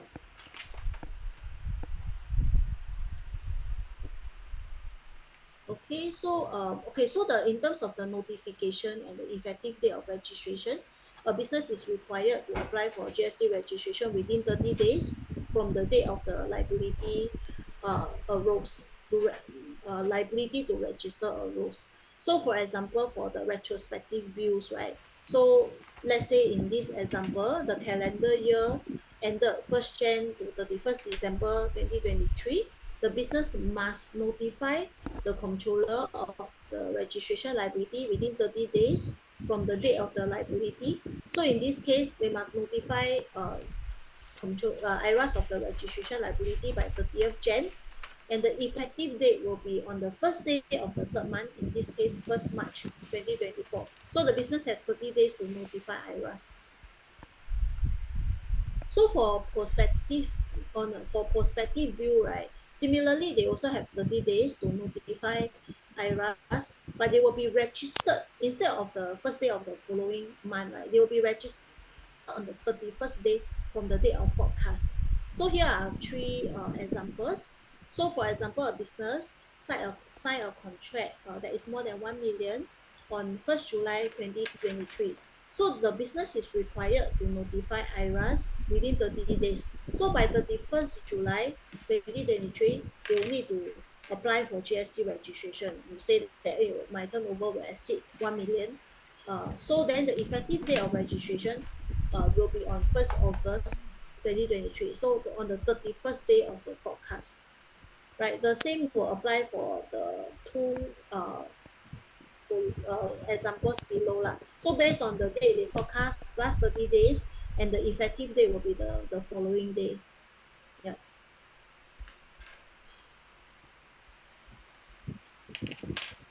So just now those are the compulsory registration, right? So a business that meets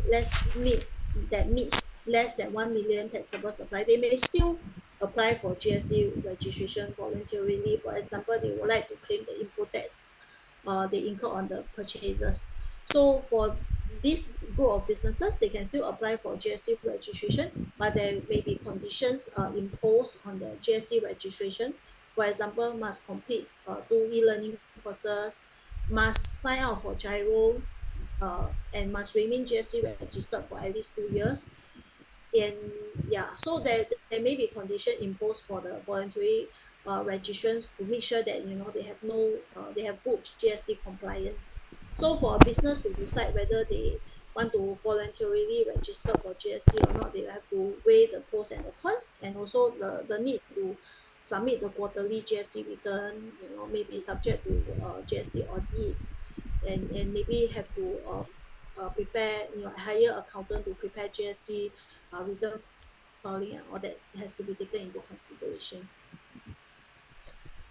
So for GST deregistration, a business has to cancel the GST registration when they permanently stop making taxable supply. So they should file a GST form 9 to apply for cancellation for GST registration when they already stop making taxable supply.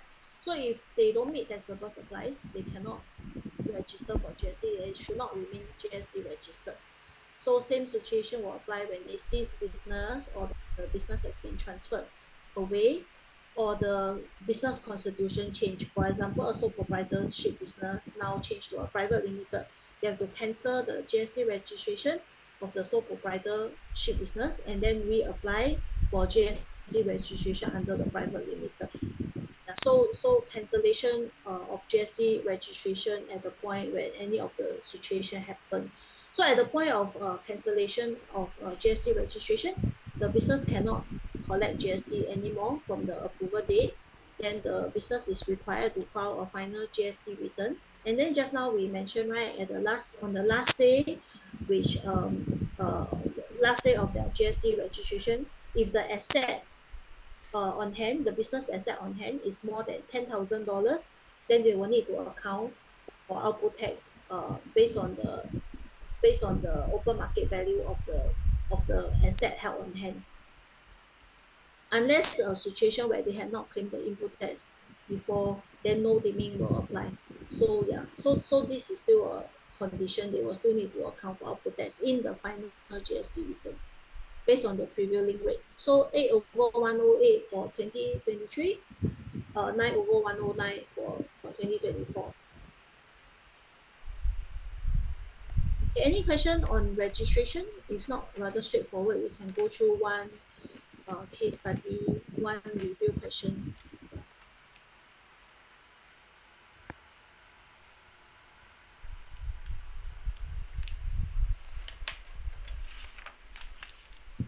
Okay, we go through question 8.3 in the study guide. Maybe 5 minutes or 3 minutes to read through the questions.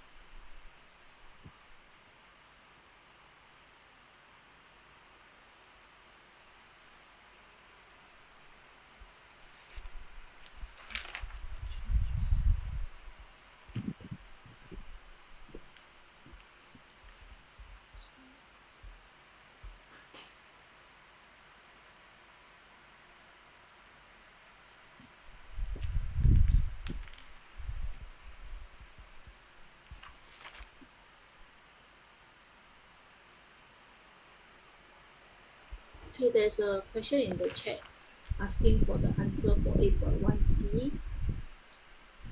So yeah, so 8.1c not claimable.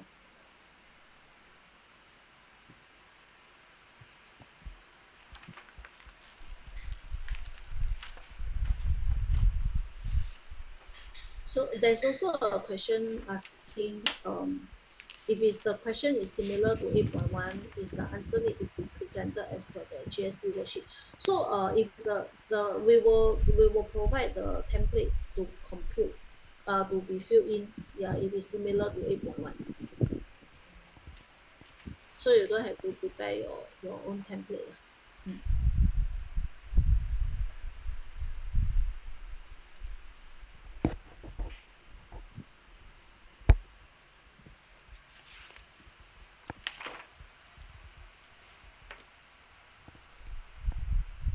Okay, let's run through question 8.3.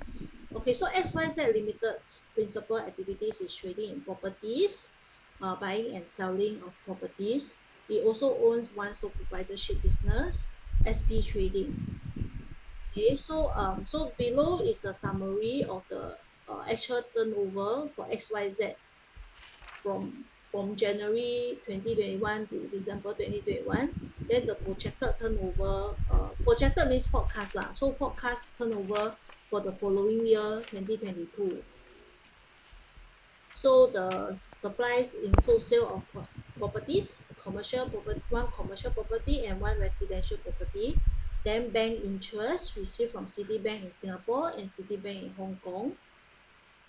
Then SP Trading has a sale of computer peripherals delivered locally. export from Singapore and delivered directly from SP Trading supplier in China to SP Trading customer in Indonesia. Okay, so the question is you are asked to advise XYZ Limited on the criteria for GST registration. So where relevant, you need to support your explanation by citing the relevant provision of the GST legislation.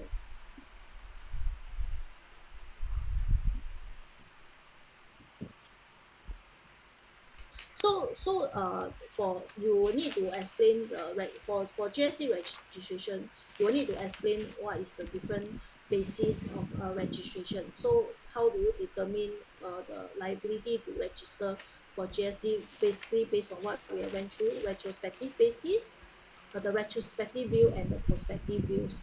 So this is the answer that was also provided for in your module guide. So you will need to explain like how the taxable turnover of the business are to be computed. So firstly, the taxable turnover for all its sole proprietorship business has to be aggregated with its own supply to determine XYZ liability to register for GST. So then we will also mention that, okay, at the end of the under retrospective view, at the end of the calendar year, if the aggregated taxable supplies exceeded 1 million, or at any time XYZ expects the aggregated taxable supply for the next 12 months will exceed 1 million, which is a prospective view, then XYZ is required to register for GST. So you need to explain, what are the conditions what are the steps to take to determine the GST registration liability.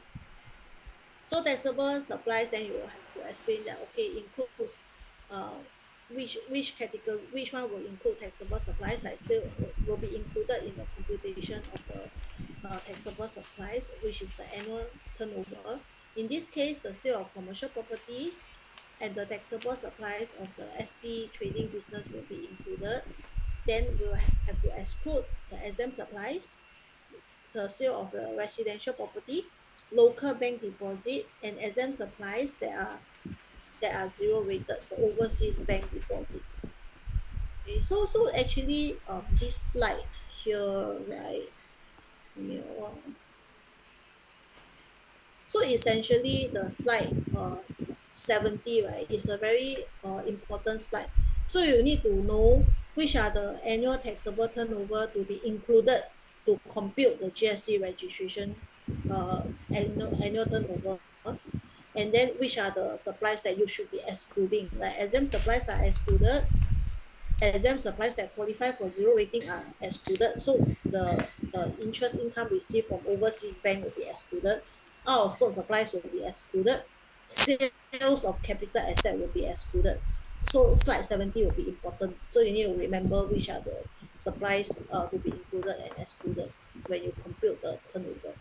Okay, so this will help us in our question 8.3.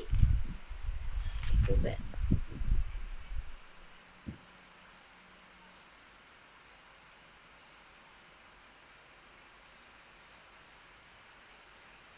So 8.3 requires us to calculate the taxable turnover for January 2021 to December 2021 retrospective view, and January 2022 to December 2022 prospective views, and advise if XYZ is liable for GST registration.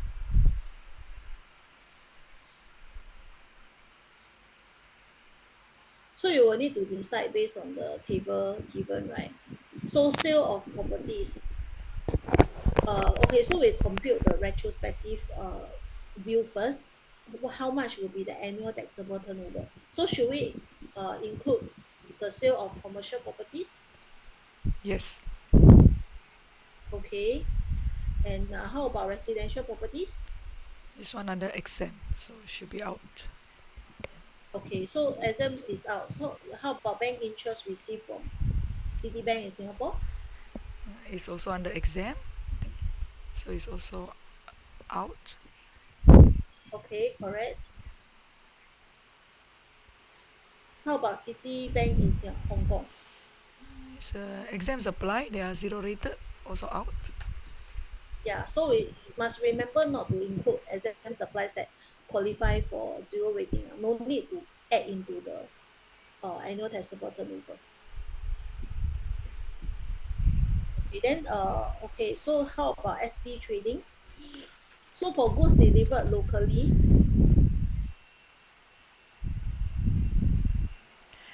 Yes, tender rated should be in. yeah, so exported from Singapore, This one is a zero rated, right? yeah, so should we be including it in? Yeah, should be. Okay, then lastly, the goods that are delivered directly from China to Indonesia. This one is out of scope. Yeah, so out of scope, we don't have to include it into the taxable turnover lah. So in this case, right, under the retrospective view, we will add the commercial sale of a commercial property. Then we will add the local sale of the goods sold by SP Trading and the zero rated supplies made by SP Trading for the export of goods. So the total annual taxable turnover will come out to 1.9 million. Right, so under retrospective view, this is the value of the annual taxable turnover. Okay, so for prospective views, can anyone give me what is the total aggregated taxable supplies?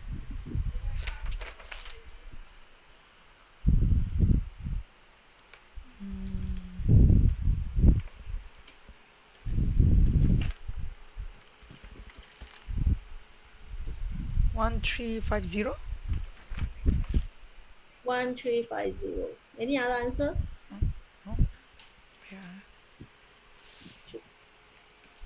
All get the same answer? Then okay lah, all will ace the exam. The correct answer is 1350. That's correct. So basically it's the same classification, but now we are adding the projected turnover, projected sales that the business will be making. So we will get 1350. So because for the under retrospective and prospective view, right, both the total annual taxable turnover are more than 1 million, right, XYZ will be liable to register for GST because your role is to advise whether XYZ is liable. So what is the prospective, retrospective taxable turnover, and what's the prospective taxable turnover, and then whether liable to register for GST. Okay, so would your advice be different if XYZ does not own or trade in commercial properties?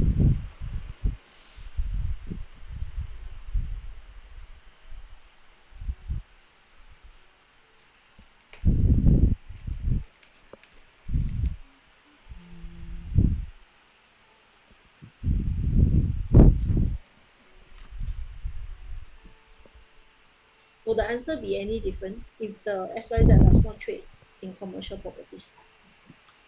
For retrospective, it should not any difference because the amount of uh, the taxable supply is still above 1 million.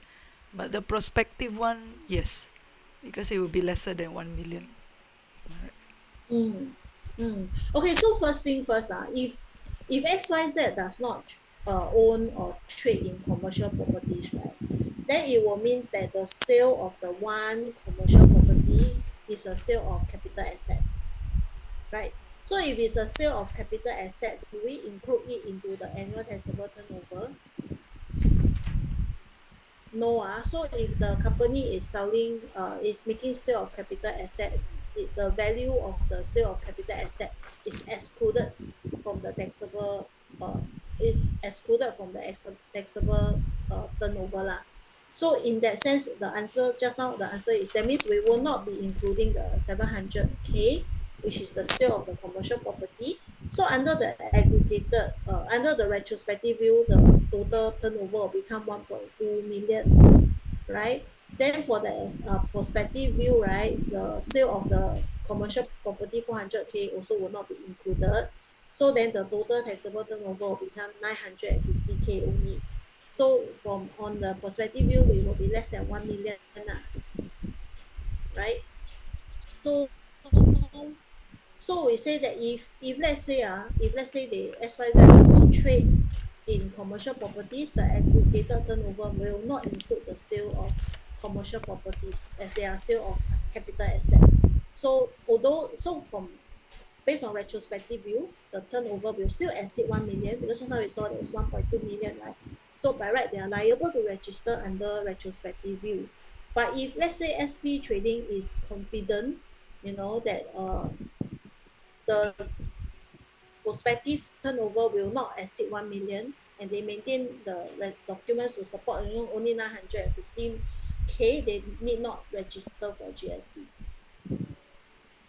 Okay, any questions?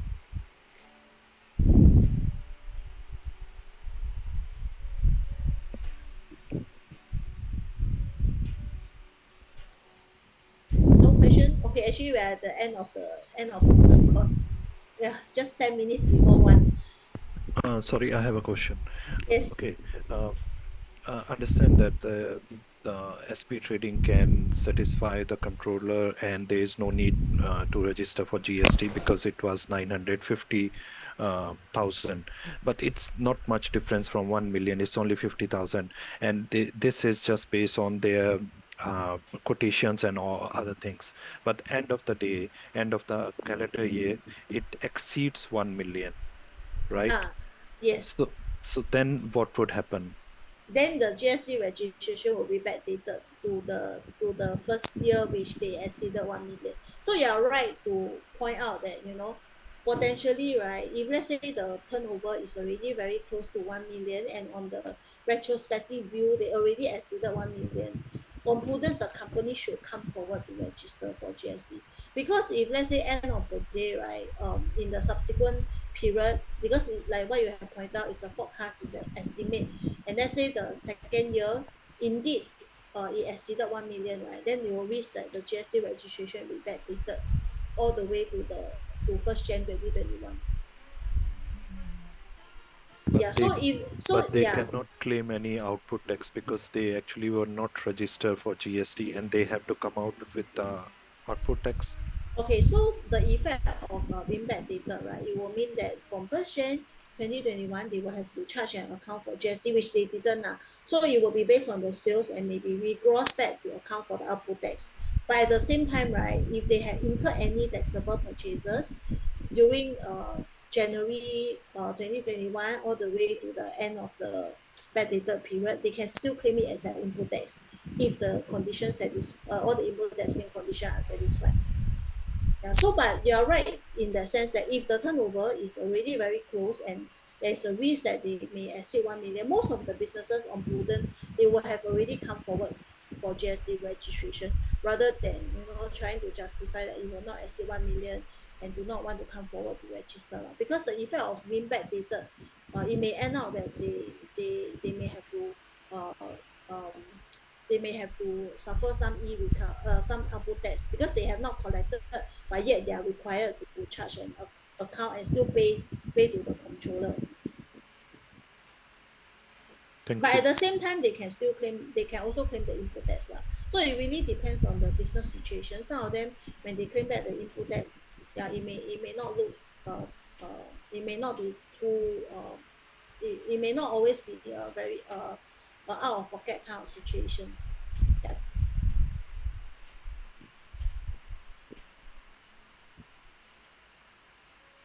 Yeah, so in this example there is a risk lah. If let's say really exceeded 1 million, then there will be other consequences. Okay, there is a question: is the disposal of an investment property subject to GST? The company principal activity is other investment holding. Yes, the sale of the disposal of the investment property is subject to GST. So just now we mentioned any any supply of goods and services made in the course and furtherance of a business is taxable, right? So a sale of capital asset, that means a company, if let's say they dispose of their capital asset, right, they need to charge an account for GST on their sales. So no different when they dispose of an investment property, right, they also need to charge an account for GST.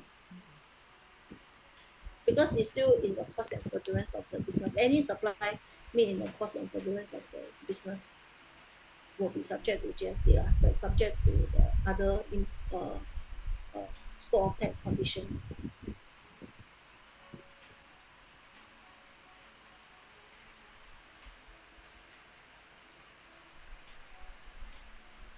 Okay, yeah. Any other question? Last questions?